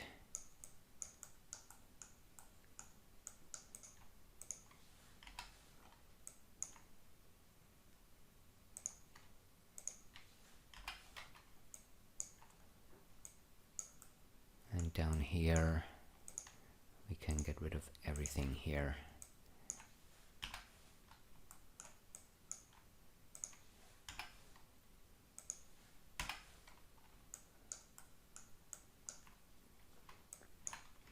Now we have a ton of points that we don't need anymore, so I'm going to deselect everything and optimize the object.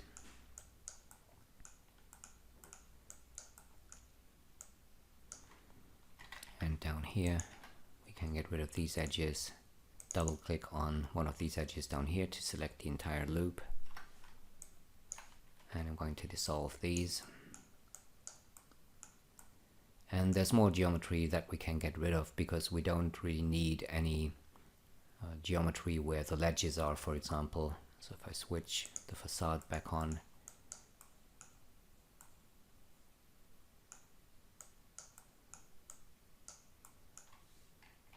grab my knife tool, switch on snapping, and I'm going to snap to the bottom of this ledge here, make a cut straight across. I'm also going to make a cut here, and then we can ring select these polygons and delete them.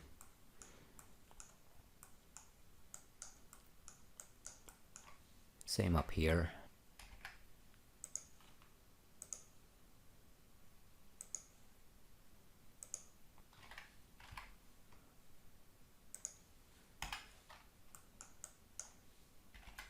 And up here. Switching to point mode, and I'm selecting the top points here and delete them. So let's hide the facade again. And I'm going to dissolve this edge here. And I also want 90-degree edges here. So I'm going to make a couple more cuts here.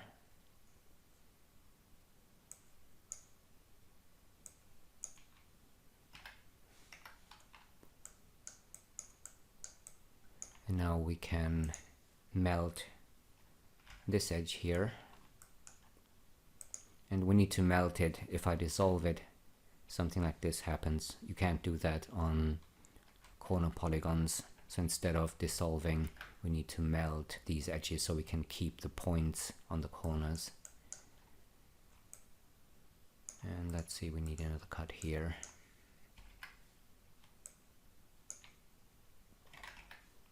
Dissolve this edge.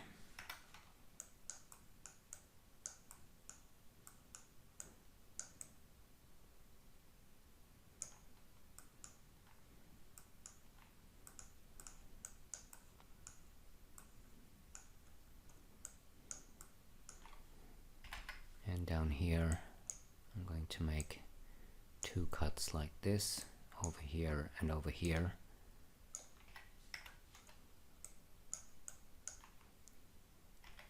So now we can dissolve these two edges. And I think we can get rid of this entire loop of polygons down here.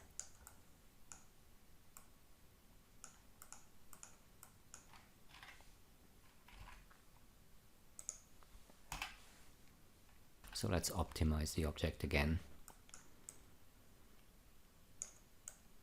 And I think now we can start adding additional geometry that will enable us to create the bricks.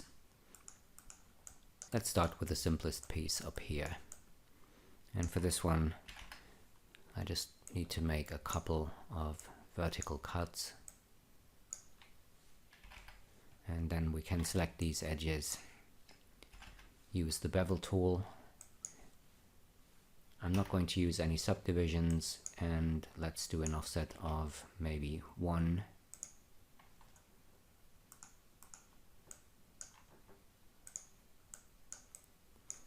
And if I hold down Control and left click on polygons, I can convert the edge selection to a polygon selection, and we can just delete these polygons. So now we've got something like this. If you want to, you can also add another edge here, bevel it,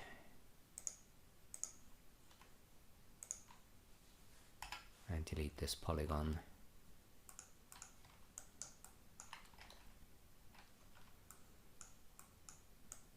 And next I'm going to take care of this area down here, and I'm going to start with the horizontal grooves down here. Let's switch to the plane cut tool, and I'm using this in free mode. If I hold down Shift and left click and drag, I can create a horizontal cut like this, and I can offset it a little bit. So let's move this down to about here, and we can increase the number of cuts, and we can also change the spacing. So let's do something like this, and we need a couple of more cuts here. And let's adjust the spacing a little bit, bring it down to something like this, and then hit E to confirm the cut.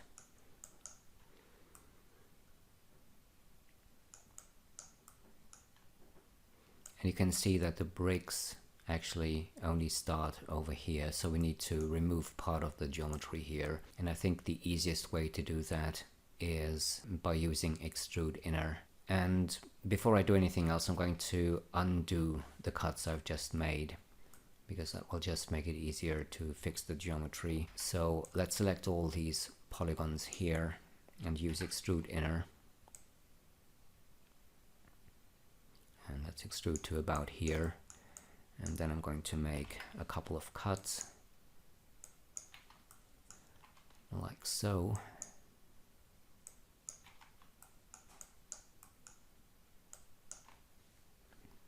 And then we can ring select these polygons. Well, apparently not yet. So let's just go ahead and go to point mode. I'm just going to select points and weld them like this.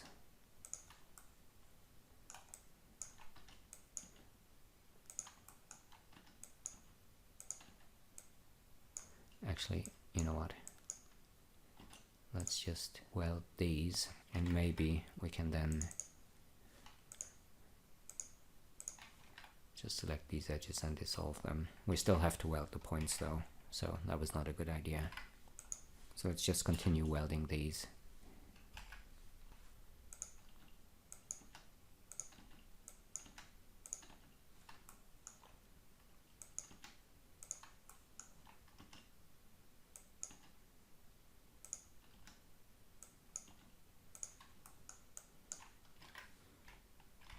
So now we should be able to ring select these polygons and delete them and optimize the object again.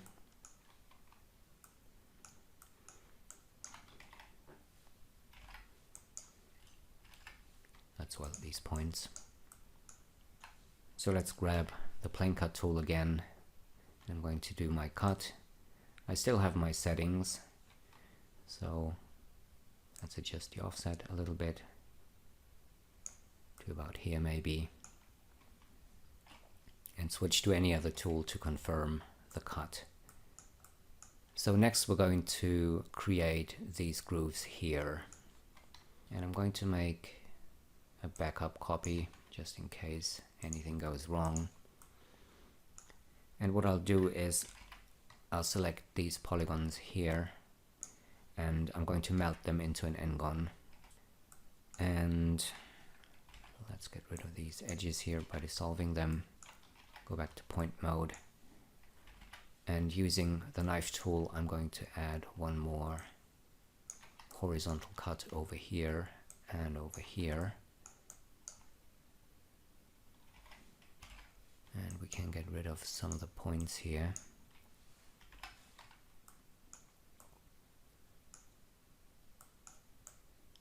And actually I do need an edge right here at the center. And we can get rid of this part here for now.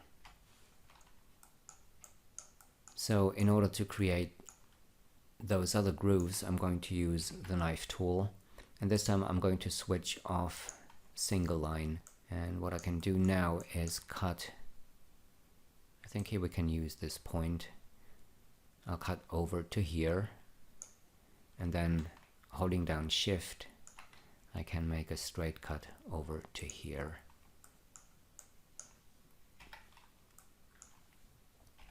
And here I'm just going to cut right here, so I can make a cut at the center of this groove. And then again hold down Shift and make a straight cut.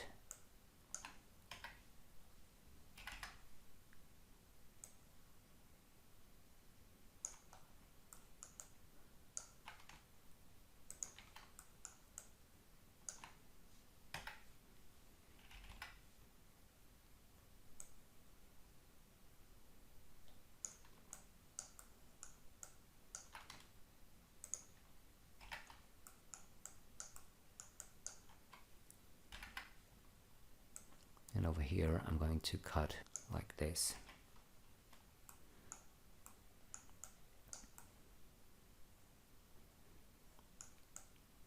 So let's see, maybe we could move these points down a little bit further. Let's switch off snapping first.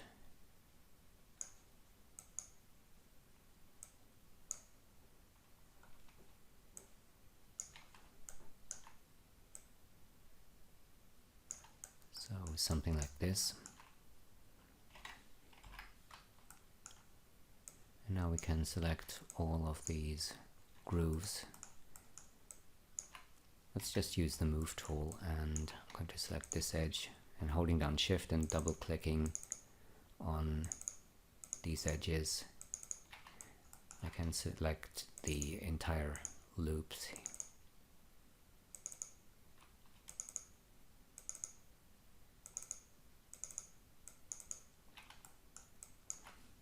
So let's go ahead and bevel these edges, turn them into a polygon selection, and just delete the polygons. And there we go.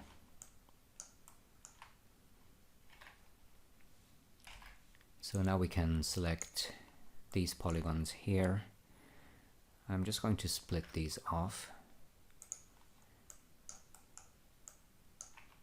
And I'm going to move the object axis to here,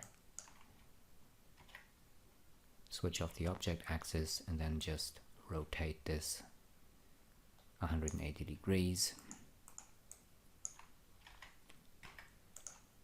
reverse the normals, and then just select both of these objects and use connect objects and delete. Deselect everything and optimize.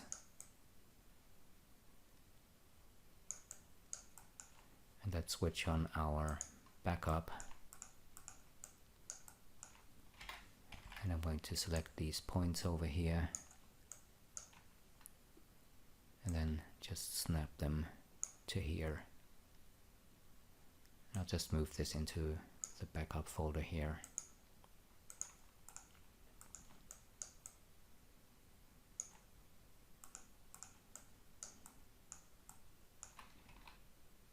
So that's the bottom part.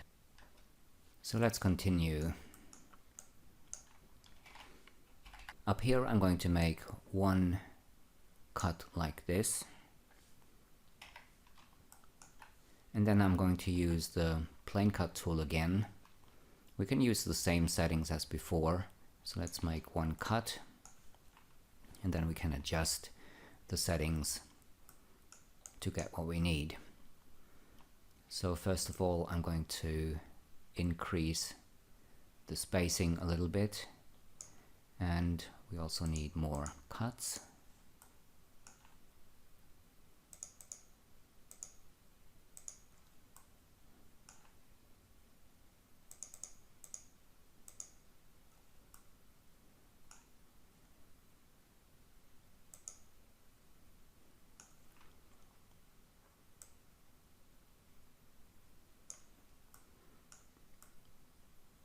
So something like this looks good.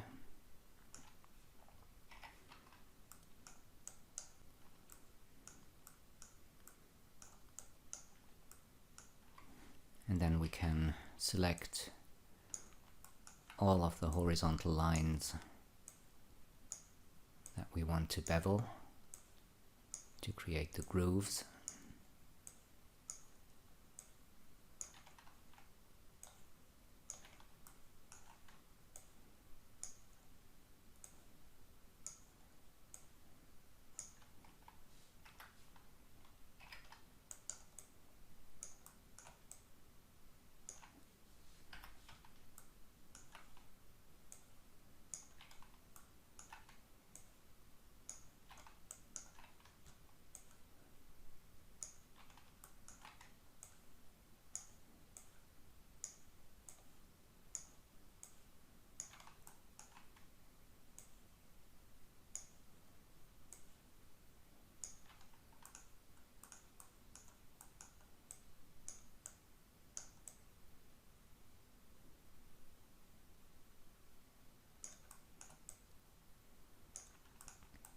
So that's looking good.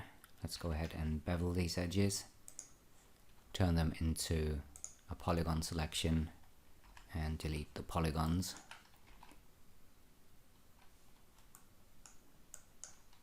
Let's go to edge mode and ring select every other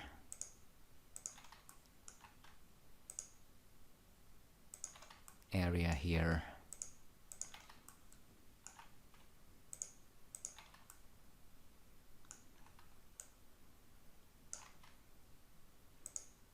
I'm going to select both of these and use connect points edges to create my vertical edges.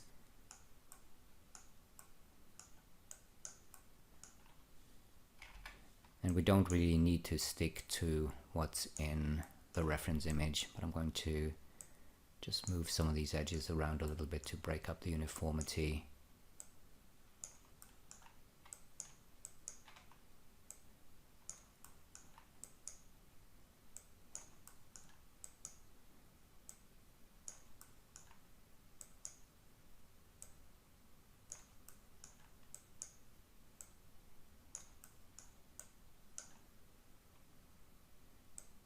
Here, I'm just going to move these ones over and leave these ones where they are.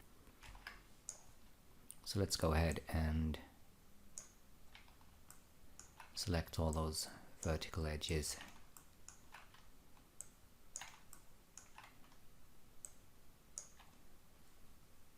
And I'm going to bevel them just like before, turn the edge selection into a polygon selection and delete the polygons.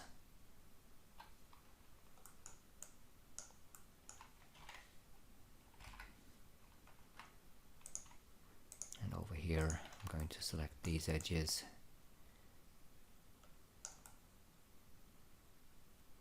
and we don't need to select any other ones here.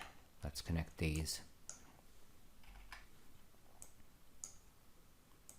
I'm going to move this one over a little bit, then just select the three edges here, bevel them and delete the polygons.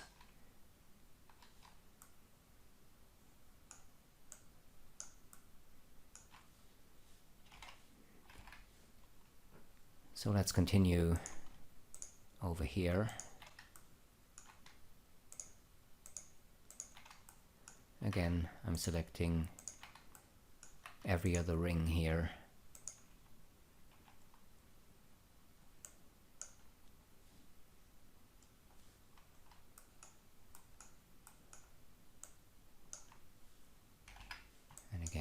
Let's move some of these around a bit,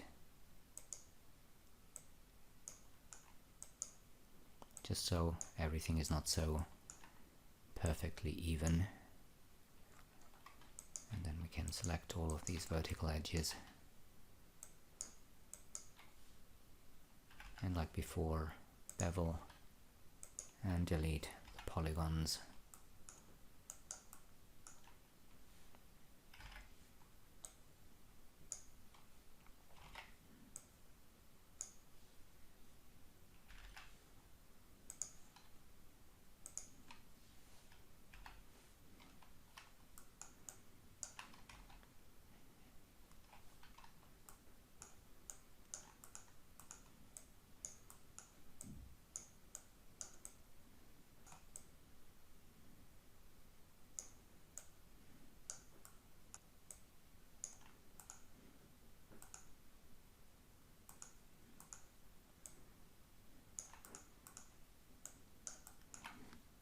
And I think I'll add 2 more cuts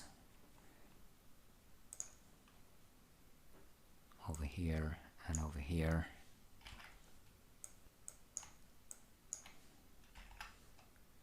And then bevel these edges, delete the polygons.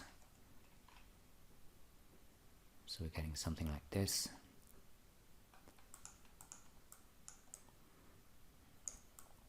And then I'm going to use the bridge tool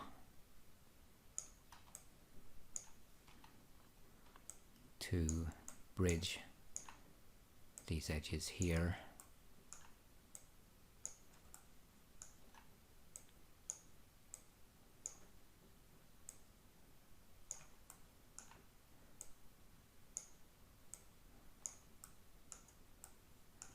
And I think we can optimize the geometry a little bit.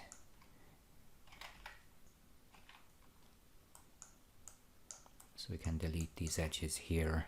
We don't need this one. Let's dissolve it. We can also weld these ones.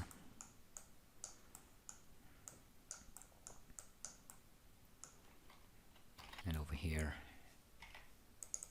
we can get rid of these edges.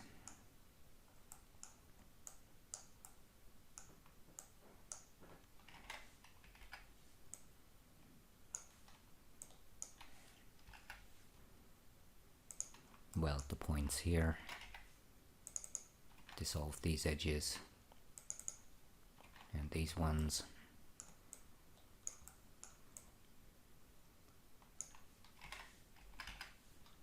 Same up here.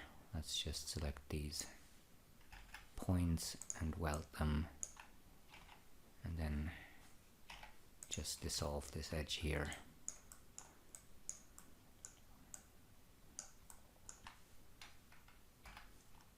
And then let's continue bridging the edges.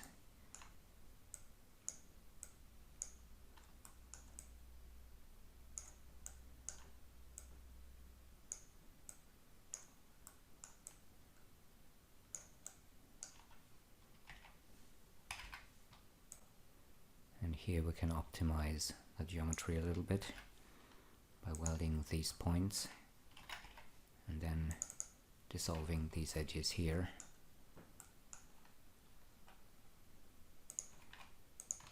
You can also get rid of these edges, these ones.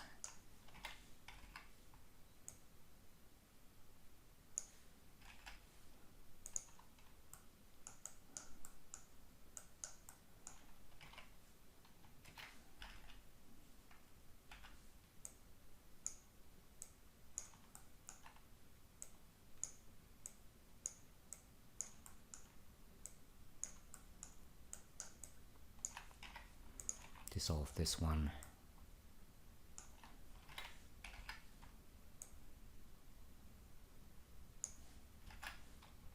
And weld these points. Same over here.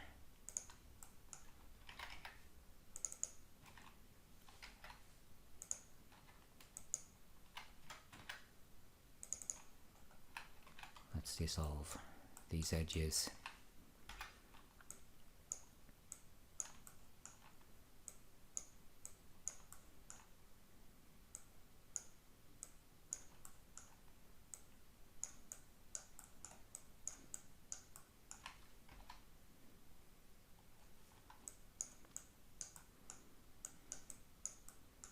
And down here I'm going to select these edges, bevel them,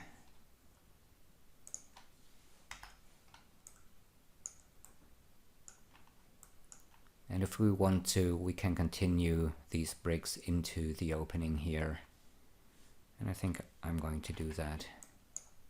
So let's just select these edges here, and I'll extrude these back, switch on the facade, and I'm going to snap these edges to the back here.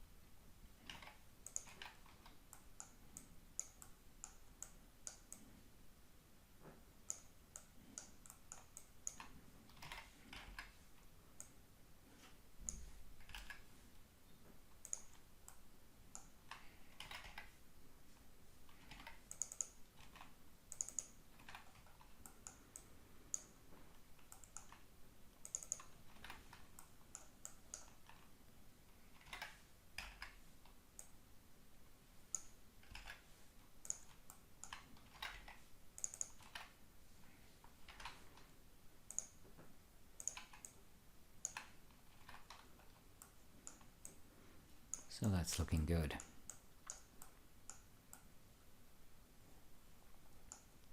Now down here I also want to make a couple of changes, because for one thing I don't want to keep the n-gons, and I also want to even out the geometry a little bit. So I'm just going to select all of these points here and connect them, and I'll do the same thing over here.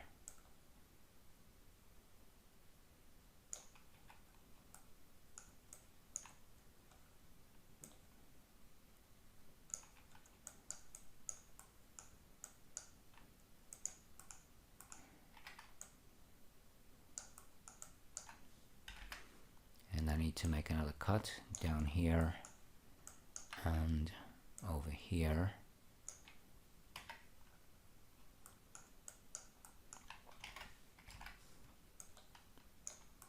And we don't need these edges anymore, so I'm going to dissolve them. I'm going to select the n-gons here and just remove them.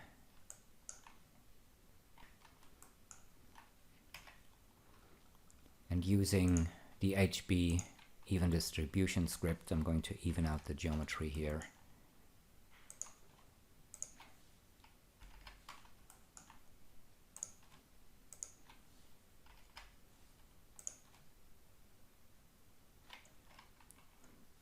And I think we can just weld these 2 points here.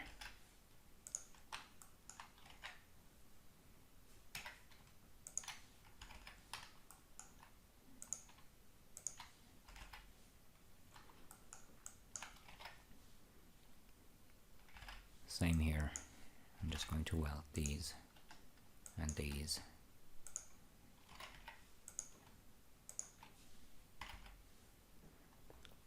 And I'm also going to extrude this down a little bit. Maybe something like this. And then we can just, whoops, dissolve these edges here.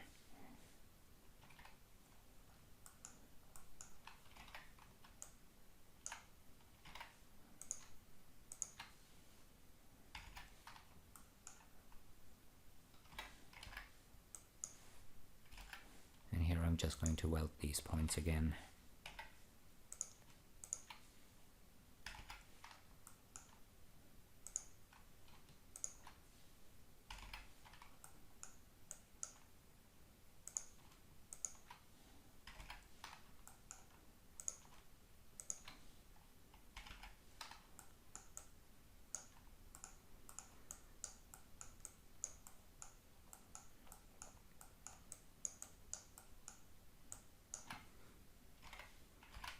And on the side I'm going to select every other ring like before. Connect these edges.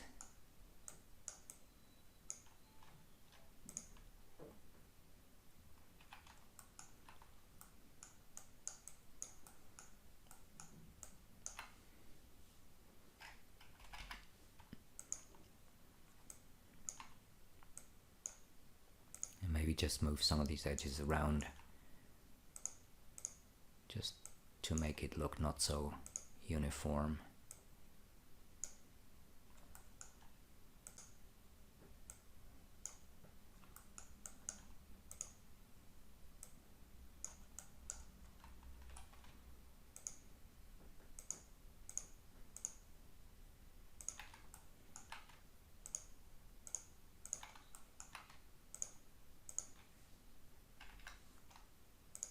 So let's bevel these and delete the polygons.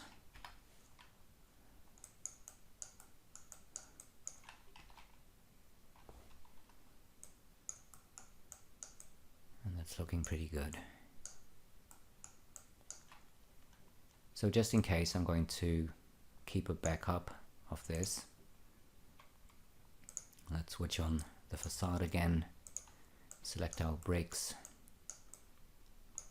go to polygon mode, select all the polygons, and I'm going to extrude them, and let's try 4 and see how that looks.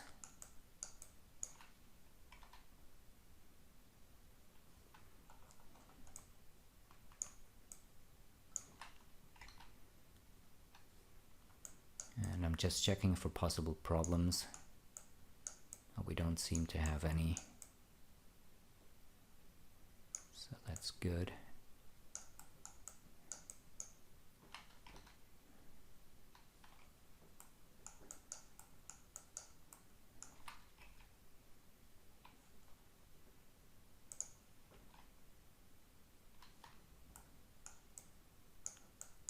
So you can see this is beginning to look very detailed.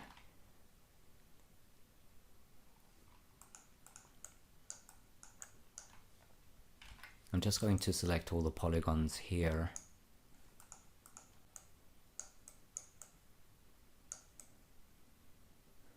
Not these ones, just the ones here. And we can delete these ones. Optimize the object just in case.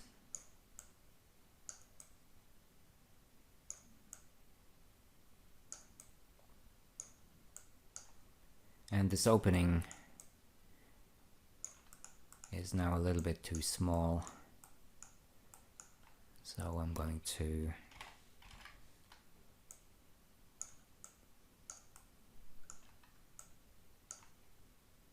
move these points up just below where the walls start, because otherwise the balusters will be a bit small. And I'm going to move these ones over like so. And let's move these ones over to about here.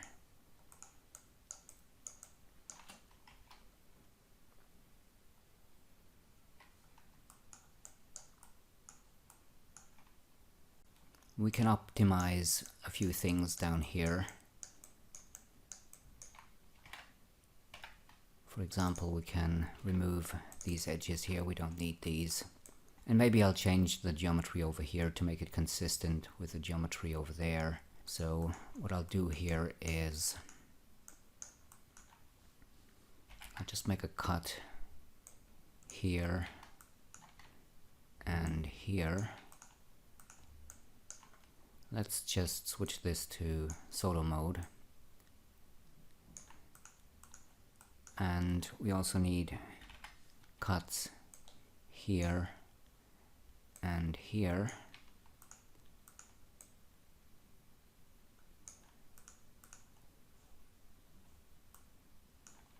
And let's add another one right here. So now we can weld these points here.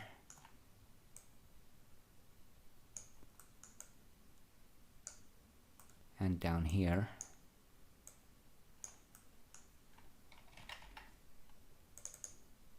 And we can get rid of these edges here. And these ones, and these ones.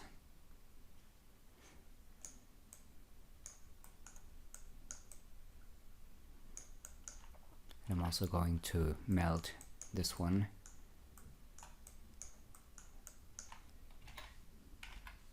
Actually, I'll just weld these points to here.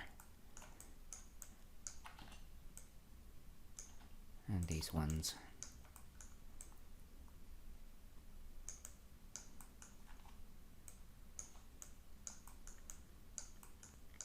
So next we're going to create the window frames, and we can reuse the geometry of the stone frames and of the wall.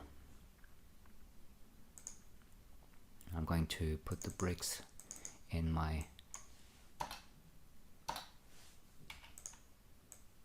facade folder here, and let's make copies of the stone frames and the wall, and I'll hide the facade for now.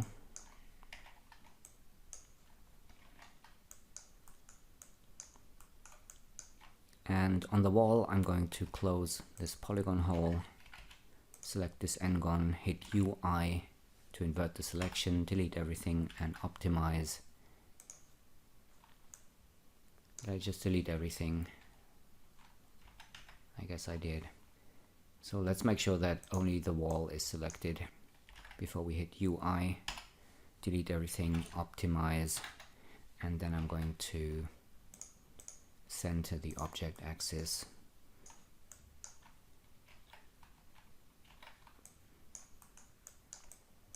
On this stone frame I'm going to use the bridge tool to create a polygon here.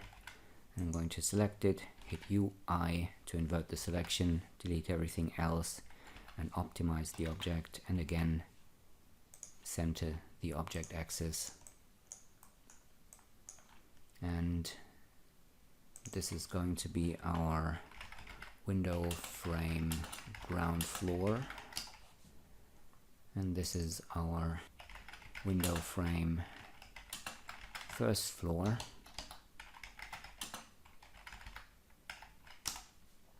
And this will be our window frame second floor.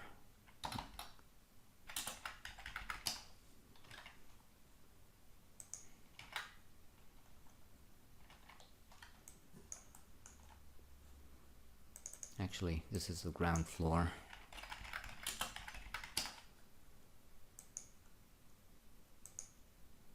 Second floor.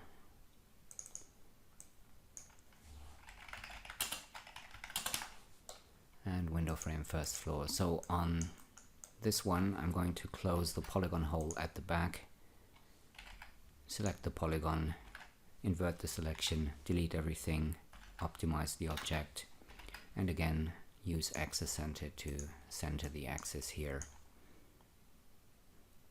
So let's start with the second floor window frame. And what I'll do here is in edge mode I'm going to connect these two edges. I'll ring select these ones, use edge cut with 2 subdivisions, and let's scale these up to about here. And I'll make a cut over here. And let's just delete this half. Here at the center, I'll make another cut. I'm going to select these points, switch to the move tool, move the axis all the way over to the left, and let's do 6 centimeters here for the width. I'm going to reset the axis.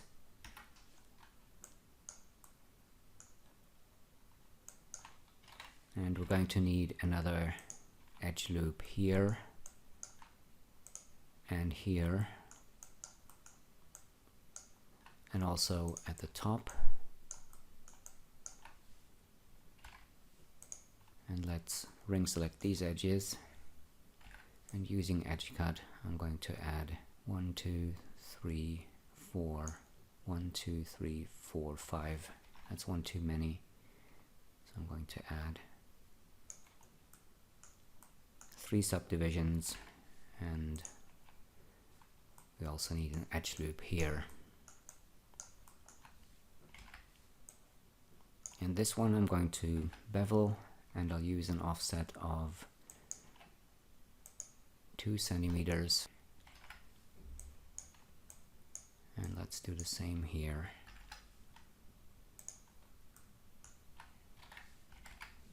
And I'm going to delete the polygons where the windows will be.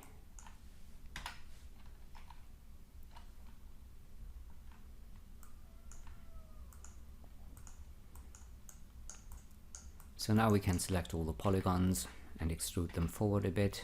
Let's do maybe 3 centimeters.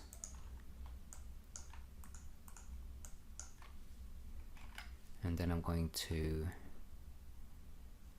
switch on tolerance selection for my rectangle selection tool, and I'm going to deselect the window bars.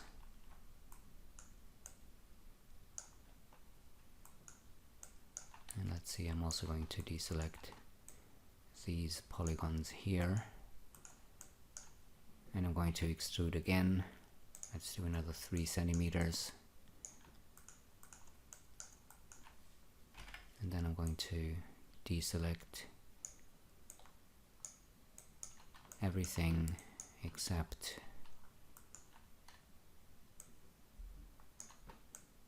for these polygons. Let's extrude these with an offset of maybe 2 centimeters.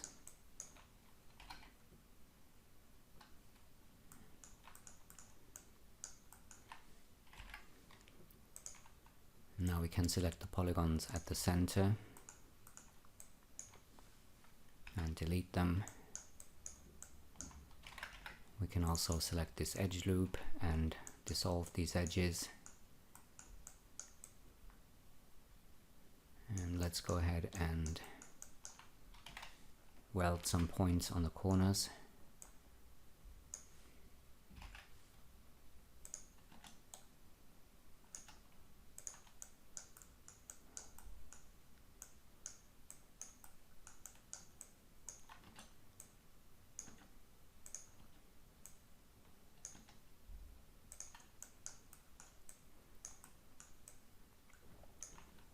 And now we can use a symmetry object.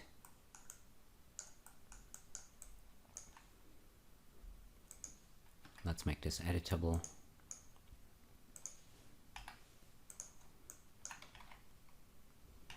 And I'm going to dissolve the edges at the center.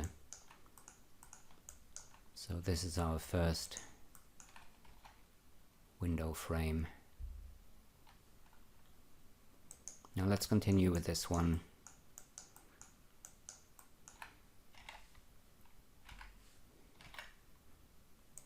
I'm going to connect these edges here. And I'm going to make a couple of cuts. One here, another one here, here, here, and down here. Maybe I'll move this one up a little bit.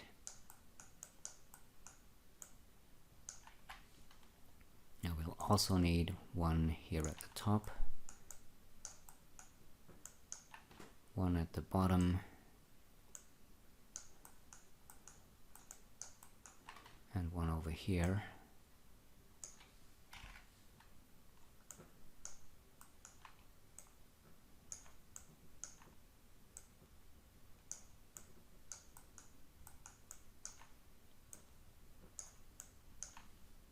And I'm going to bevel this or these edges here using an offset of 3 centimeters and 1 subdivision.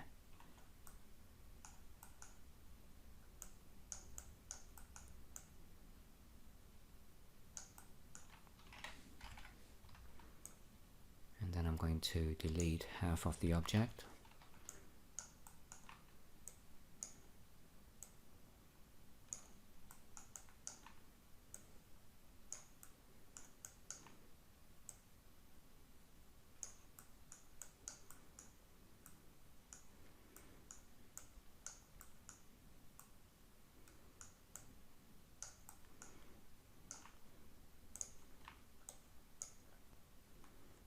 I'm just going to copy the size of this outer frame. We can use that for this window as well. And this time we need to move the axis all the way to the right.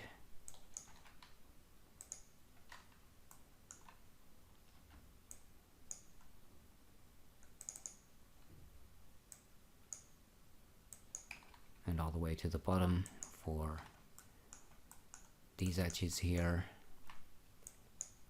and all the way to the top.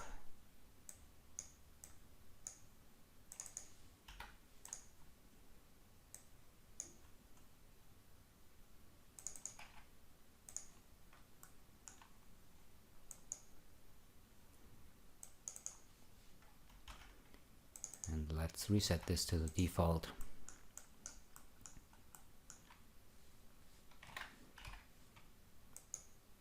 And we need another edge loop here, and down here I'm going to use edge cut, and this time we need 5 of these windows, so we need 4 subdivisions.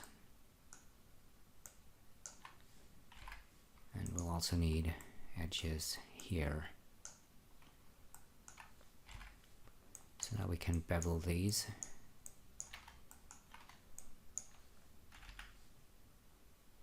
No subdivisions, and 2 for the offset, and the same here.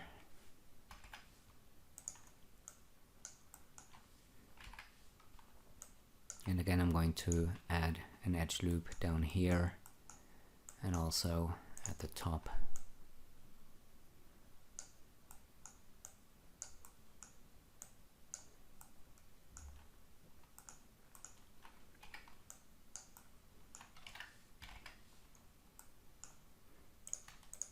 Let's get rid of these polygons.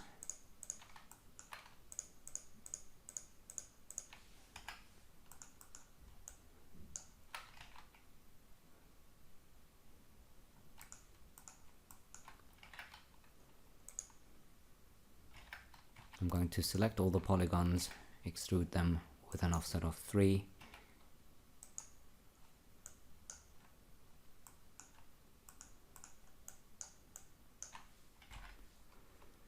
And again I'm going to deselect the frames, not the frames, the window bars.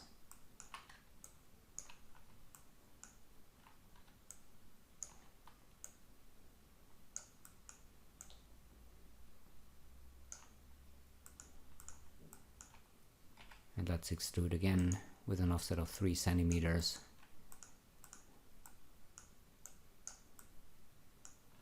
And then I'm going to deselect these ones and these ones and the ones at the bottom.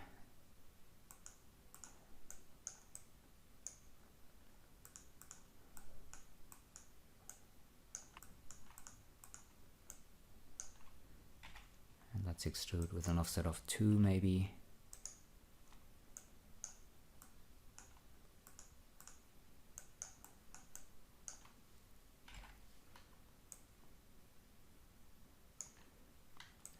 to deselect everything here.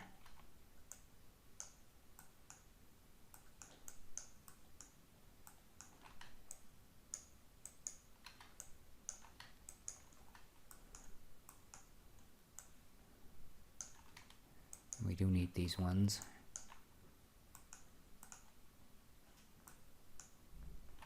But not the ones on the side.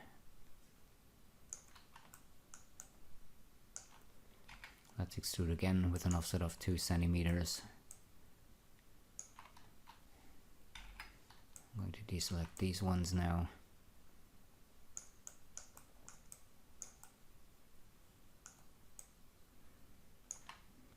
And extrude again. And let's deselect these polygons here.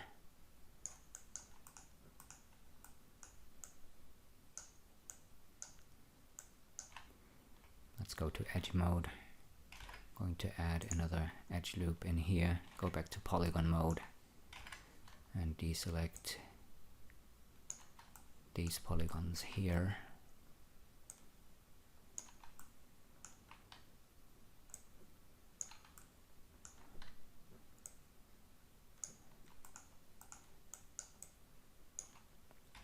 And let's extrude one more time.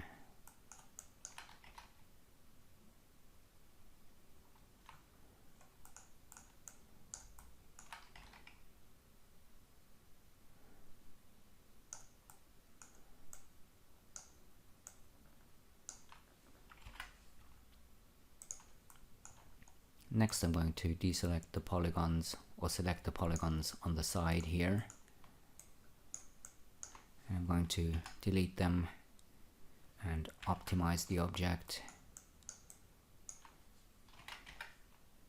I'm going to select these edges and dissolve them.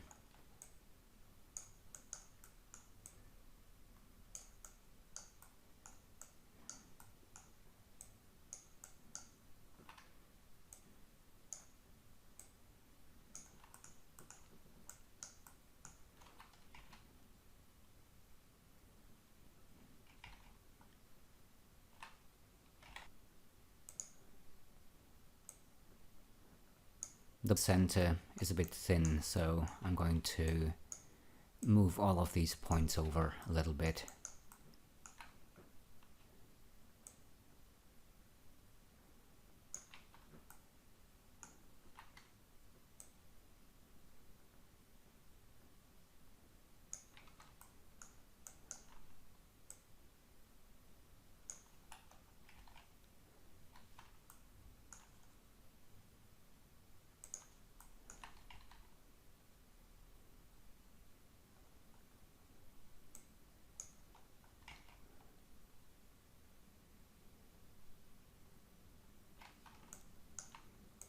So let's see. Yeah, that looks about right. We could even move these over a little bit further.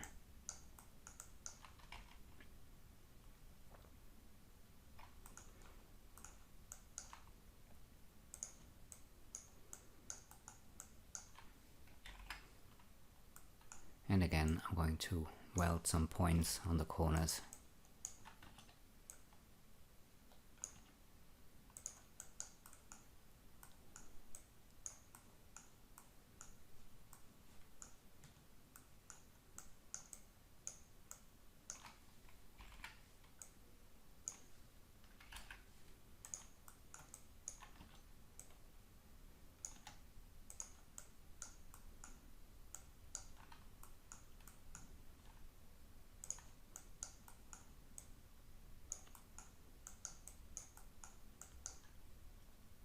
Now I'll make the symmetry object editable.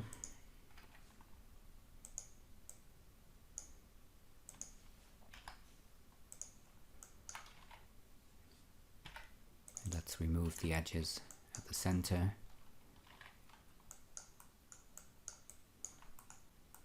And there we go. That's our second window frame.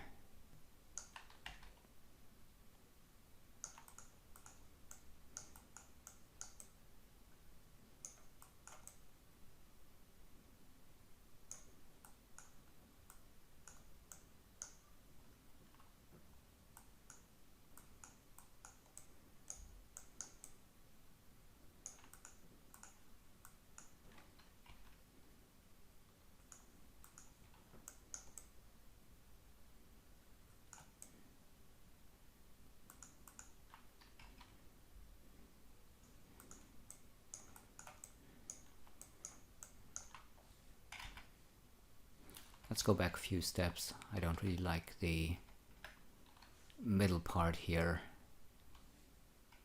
I think I'll just remove these polygons.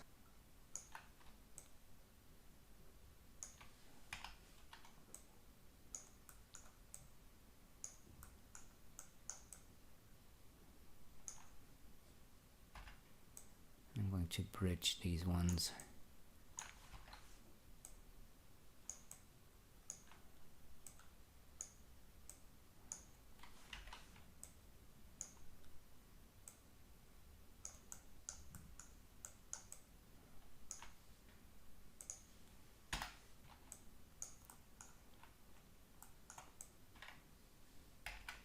And I'm going to delete these two and extrude these two over and snap them to the edge.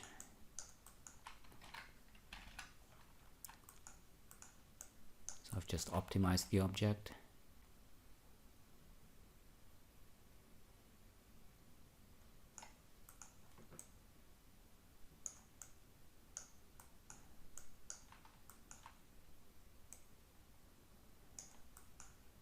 I'm going to extrude these forward a little bit. Before I do, I'm going to delete this polygon.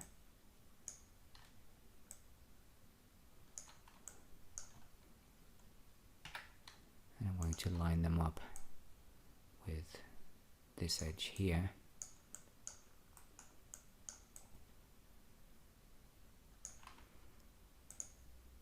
I'm going to hide the selected polygons.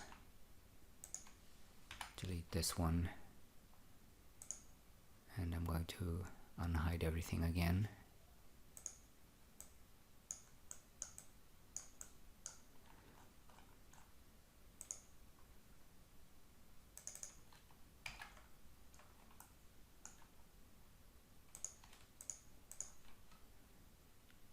Move these to -12. Optimize. Get rid of this polygon here. I'm going to extrude these over and again snap them to the edge. Optimize again. So that is what I actually wanted.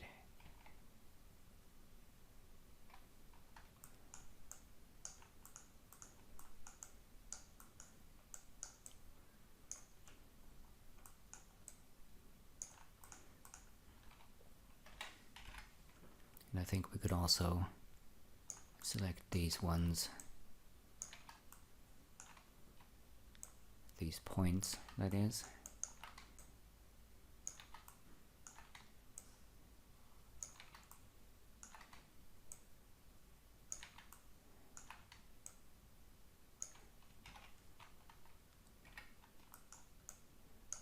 And I'm going to move these over a little bit.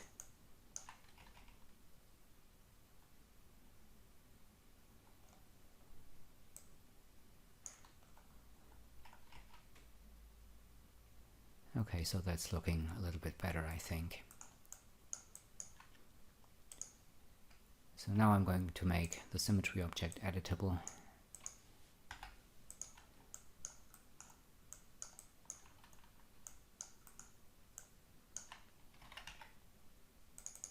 And let's remove the edges at the center.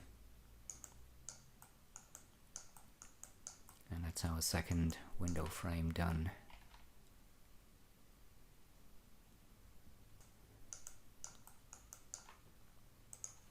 Now let's move on to the next one.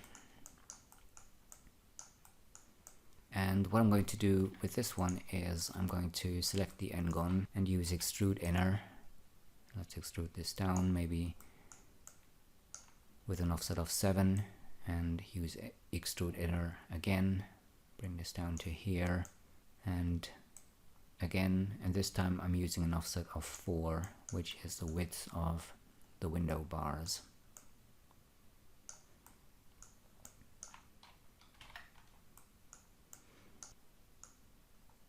Now we need to be careful here because we have perspective distortion. This may look a little bit confusing. So let's make sure that we grab the edge at the center, because I want to select a couple of these down here. And I'm going to select these 6 edges and I'm going to extrude them down, scale them to 0.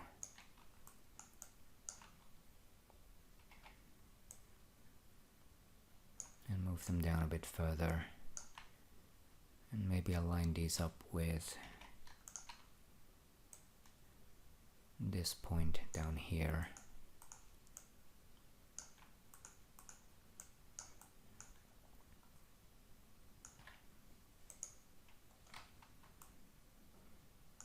And I'm going to delete the n-gon at the center. I'll also make a cut down here and delete these points. Let's move these down a bit further.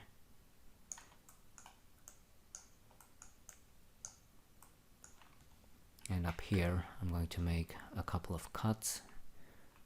One here, another one here,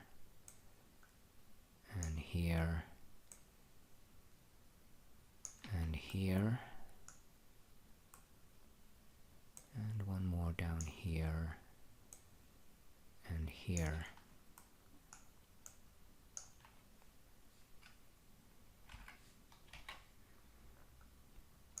And I'll just select these edges and use stitch and sew.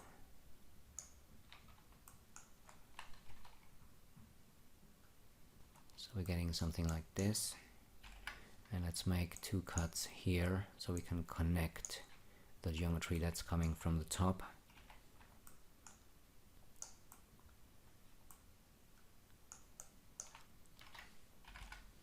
And I'm going to delete all of these polygons here.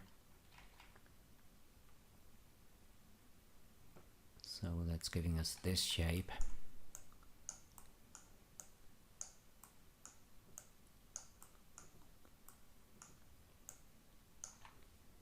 And next I'm going to make a cut from this point to here.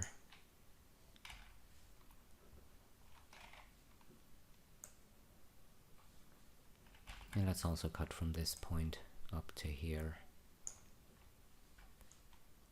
And then I'm going to weld these 2 points and these 2 points. Select these edges and extrude them down.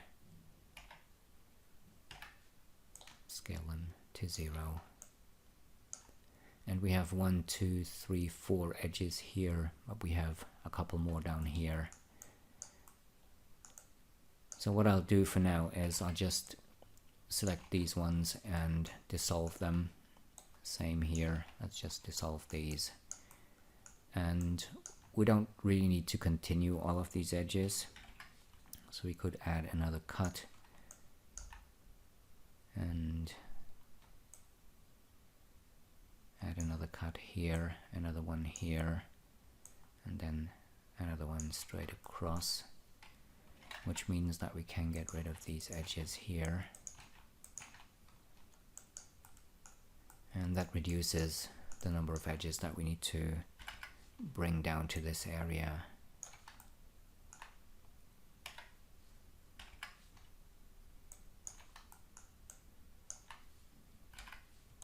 So now we can select these edges, use stitch and sew to connect them.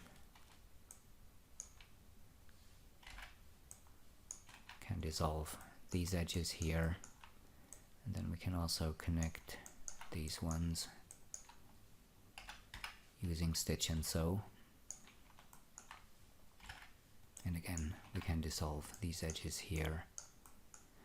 And down here what I'm going to do is I'm going to make a cut like this and like this, and dissolve these edges here.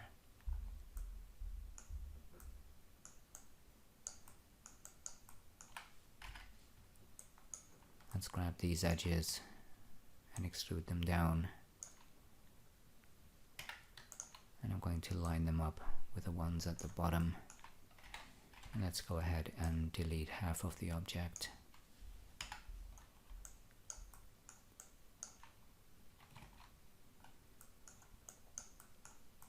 Okay. Now over here, what I'm going to do is I'm going to use the even distribution script to even out the geometry, and then we can start adding these bars in between. And in order to get those in there, what I'm going to do is I'm going to use a helper object, which is going to be a plane.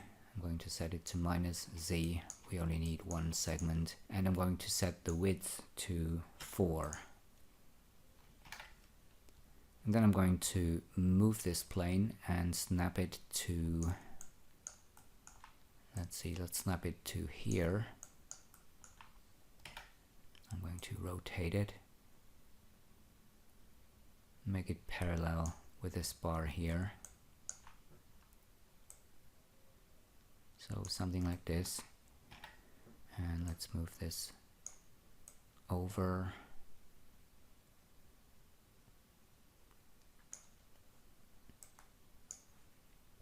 And we could also reduce the height quite a bit.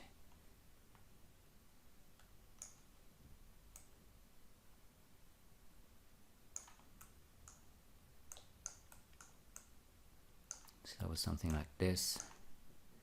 And maybe I'll line this up like this. And we need another copy. And let's move this over and rotate it. And let's line this up. Let's do something like this.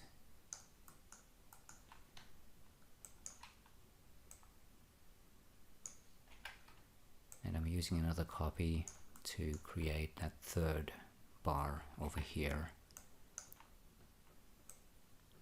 So something like that.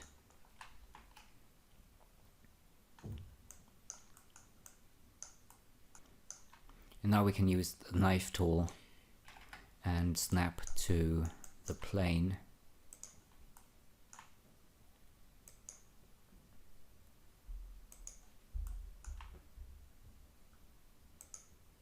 To create the cuts where we need to connect the geometry.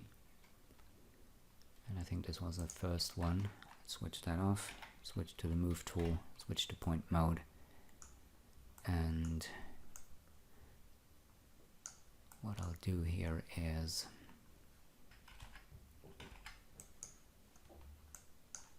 let's switch that back on again.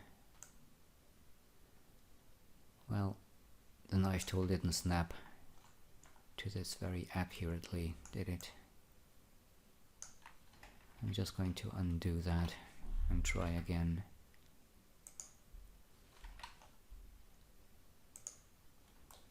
So that's a little better.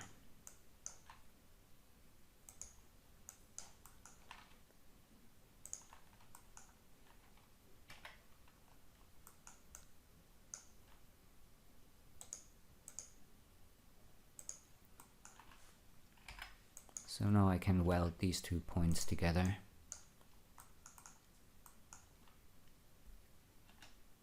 And, well, let's weld these 2. And I'm going to make another cut here.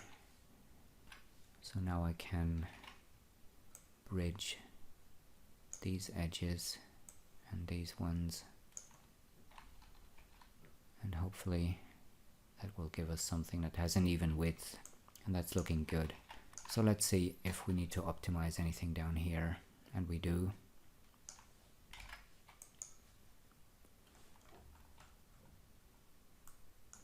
So I think what I'll do here is I'll just weld these points to this corner and then just move these down maybe a little bit,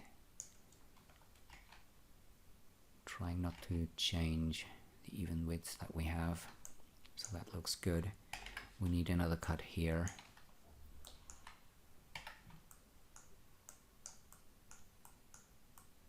And now we can move on to the next part, which is this one up here. And again, I'm going to snap to that plane object to make two cuts like this.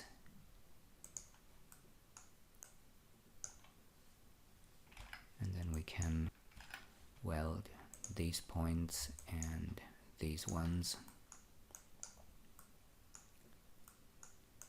And down here, the cut didn't really work, so I'm going to do that again.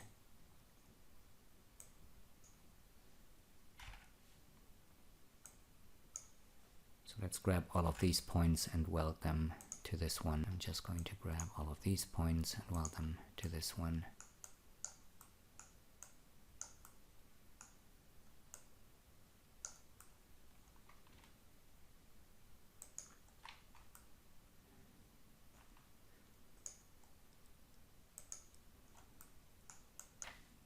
And we need another edge to connect these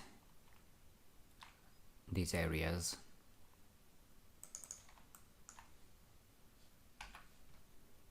So I'm going to bridge these two edges, and there we have our second bar in there.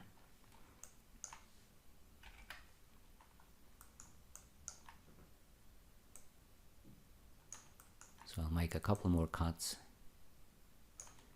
And this time I'm getting a little bit closer to the object, because apparently snapping works a little better if I'm closer to the object. And now we can weld these points and these points and these ones. And let's see, I don't want to create another edge, so I think I'm just going to snap or weld these points together.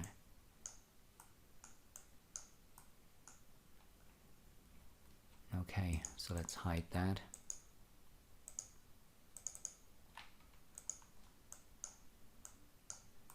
And I'm going to bridge these edges.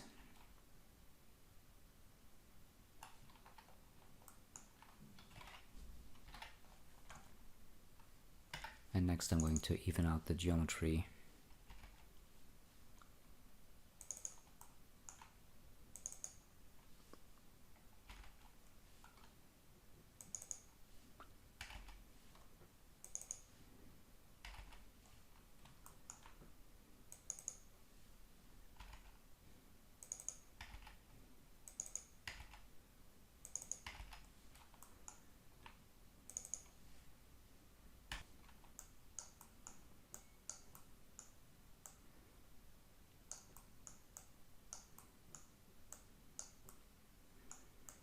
And over here, I'm going to cut from this point all the way down.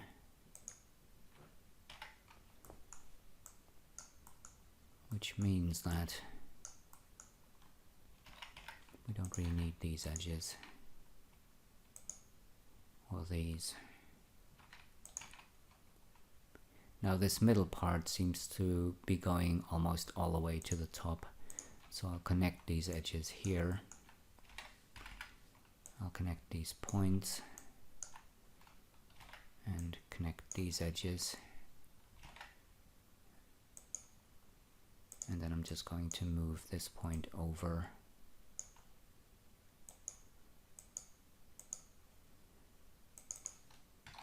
And I'm going to move this point to this position here.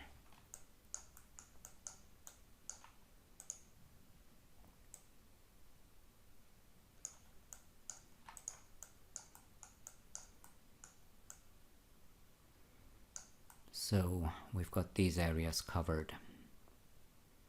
Now let's have a look.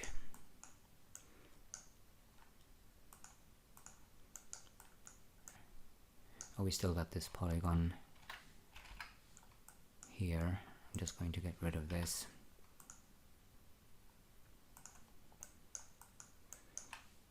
And down here I'll make a 45-degree cut.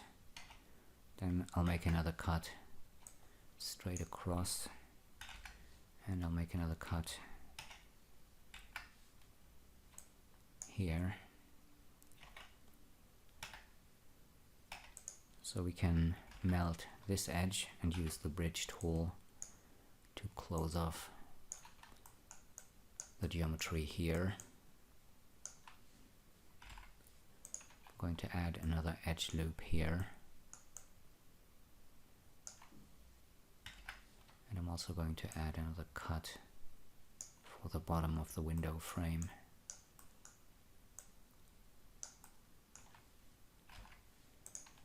And let's select all of these edges here. And let's use edge cut with 4 subdivisions. And I'm going to select all of these edges here and bevel them with an offset of 2 and no subdivisions. And now we can use the bridge tool to create the bars.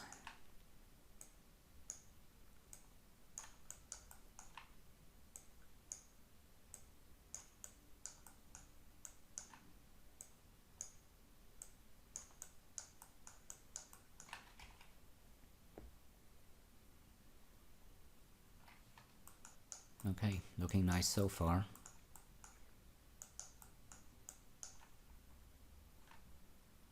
I'll just get rid of these planes, we don't need these anymore.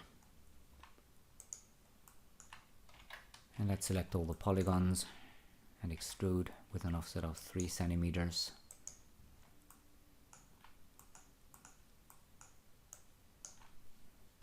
And I'm going to deselect the window bars.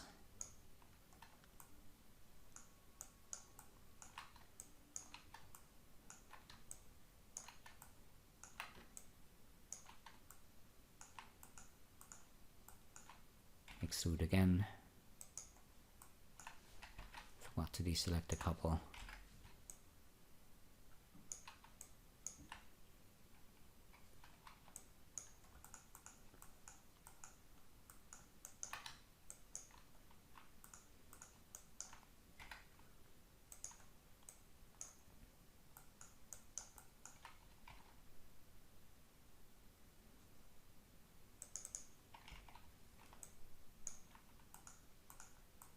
So let's see.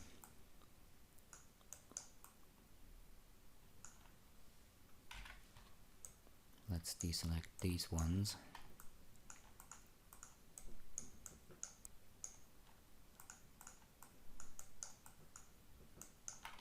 And these ones here. And extrude again.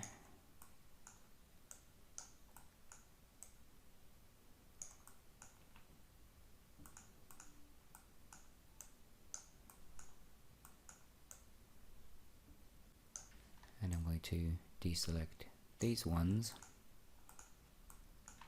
and extrude again with an offset of maybe 2 centimeters.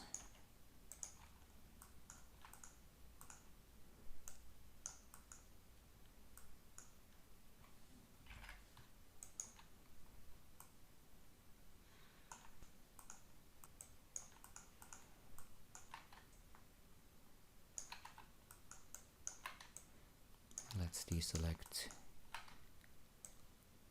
all of these ones.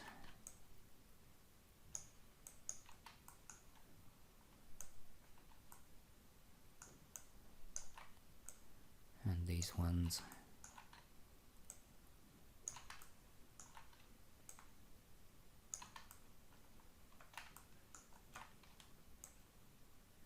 And reselect these ones.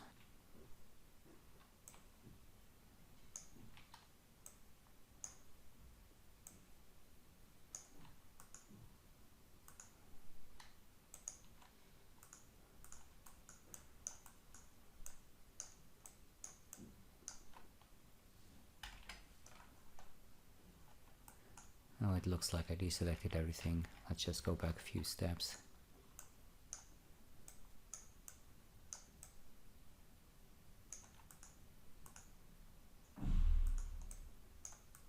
Actually, our selection is fine.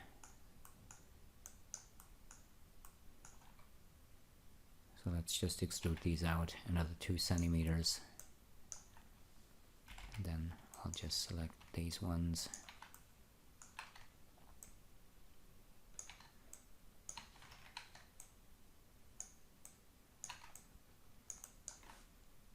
And extrude again with an offset of 2 centimeters.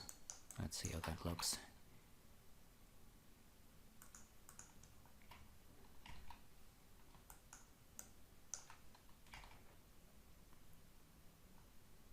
And that seems fine.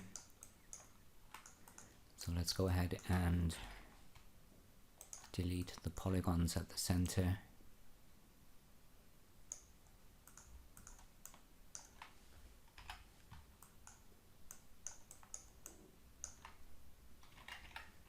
And let's get rid of all of these edge loops here.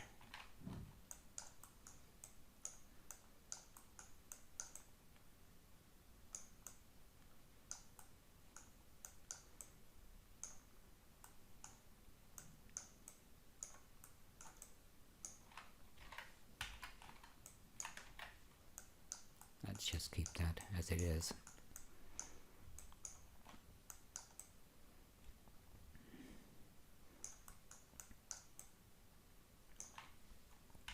Like before, I'm just going to optimize the corners by welding the points down here.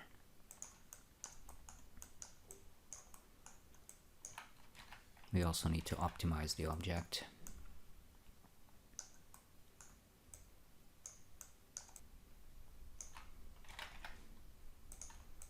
I'm also going to select these edges here and even out the distribution.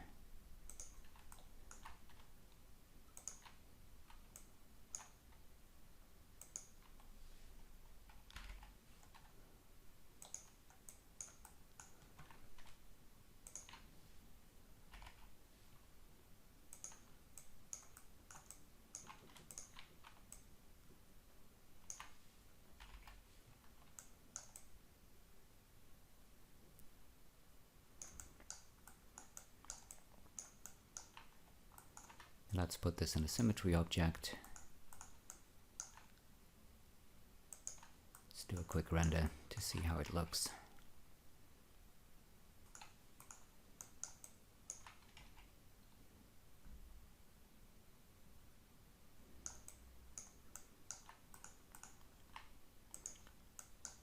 Looks fine. But I will move these points up a little bit further. Something like this, maybe.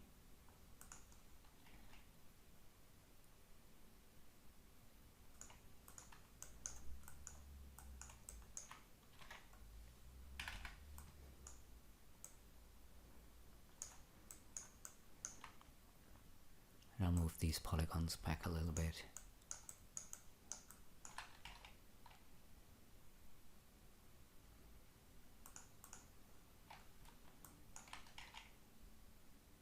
So let's make the symmetry object editable.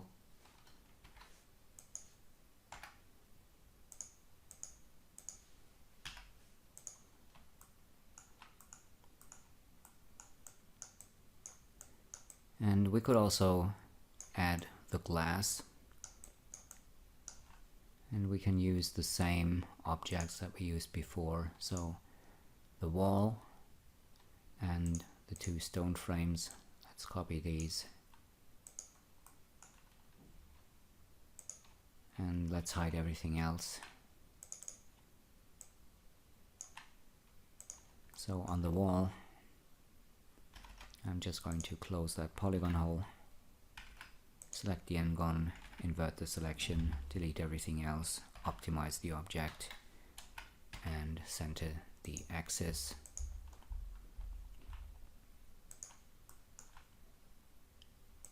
And this is going to be the glass ground floor.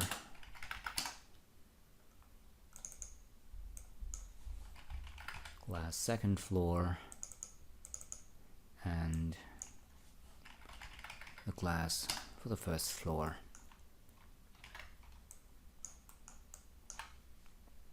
I'm just going to bridge these edges like before.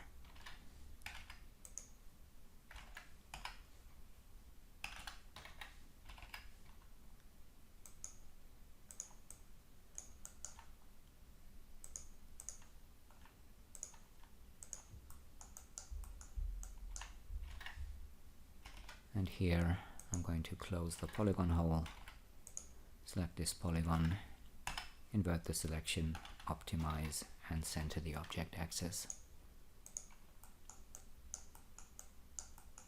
And for this object down here, I don't think we'll need all that detail. I'm just going to delete all these points. There's no need to have all that extra geometry. And I'm going to select all of these objects here, and in polygon mode I'm going to select them all and extrude them with caps. And let's do an offset of maybe 1.5 or so.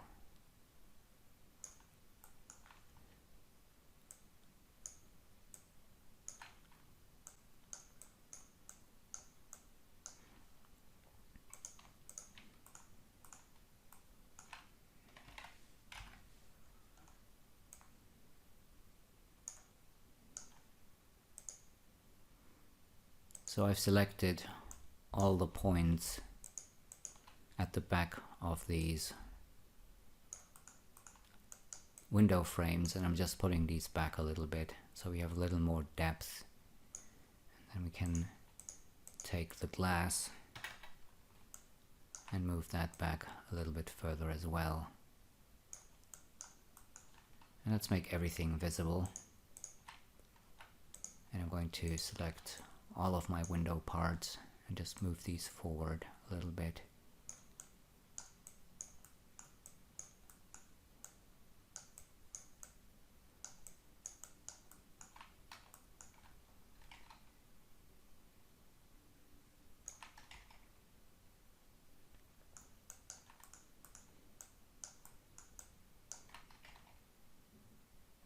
The only thing that's left to do now is the balusters here. I'm going to move everything that I've created so far into the facade null object. And let's switch that off. And let's go ahead and create that baluster. And for this, I'm going to use a spline pen tool. I'm going to create my first point at the center. Switch to the move tool, make sure you're in point mode, and now we can quick extrude the shape. And I'm not going to worry about the round parts for now.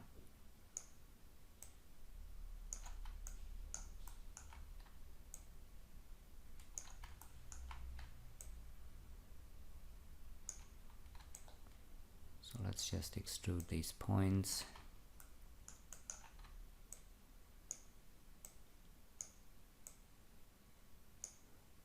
Like so. And let's move this one over. I'm just going to line these 2 points up by scaling them down. And then I'm going to use axis center to put the axis all the way to the bottom and over on the x-axis.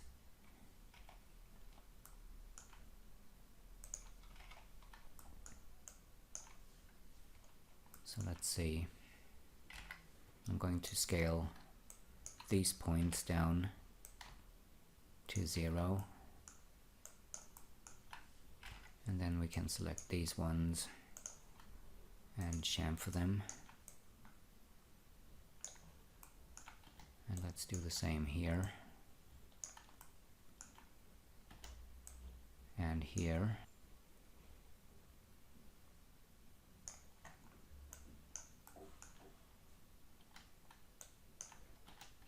And we could also add a chamfer down here. So something like this. And I'll just delete these 2 points, grab the pen tool, select all of the points, and then I'm just going to manipulate these handles or tangents until I get a shape that I like.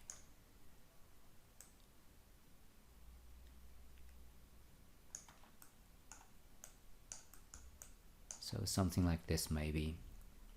And we can put this in a lathe object.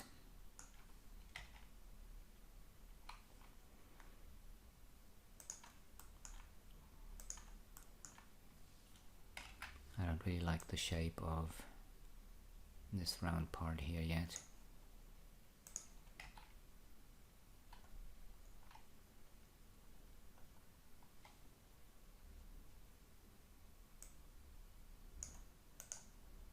So let's select equal tangent length. I'm just going to switch that lathe off for a second. And I'm going to maybe move this point up a little bit. Oh, I've selected all the points when I created the equal tangent length. I didn't want to do that. I just want to select this point and create an even tangent length.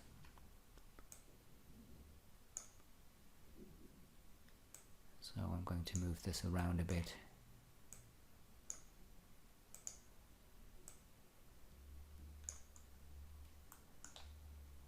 Let's see how that looks.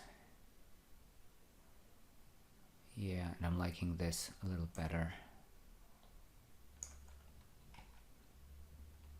So that's looking good. And we can reduce the resolution by increasing the angle of our spline, and we could also bring the subdivisions down for the lathe object.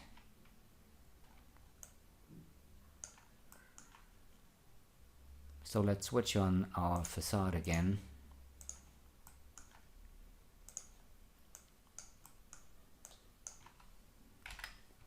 I'm going to select these top points, go to my move tool, move the y-axis all the way to the top, and I'm going to snap these points to the top of the opening. And down here I'm going to select these 2 points and snap them to the bottom.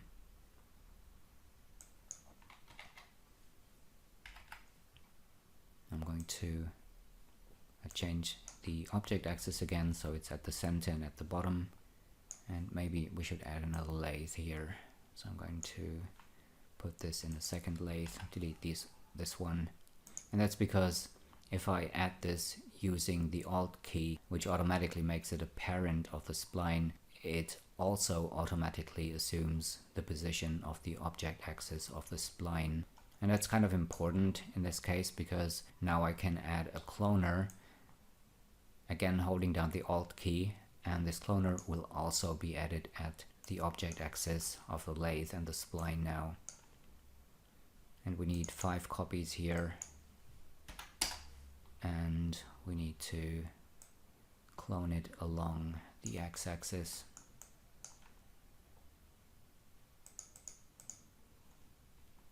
Something like this. And we probably need to move it.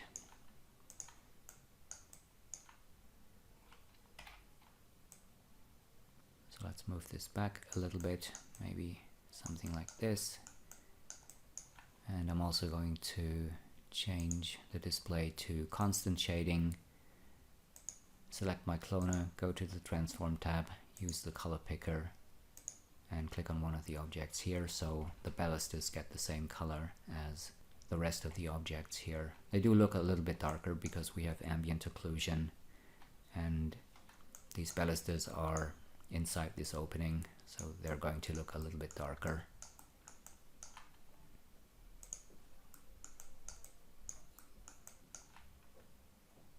So what I'm going to do now is I'm going to grab that wall and I'm going to put it in a symmetry object.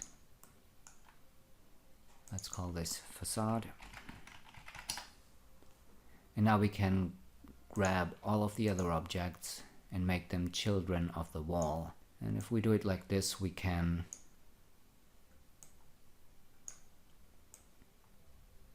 use only one symmetry object to mirror all of the objects here.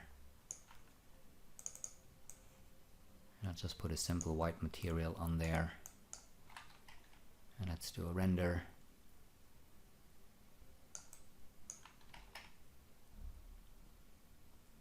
And And this is our finished facade. So I hope you've enjoyed this tutorial. Thanks for watching everyone, and I'll see you again soon.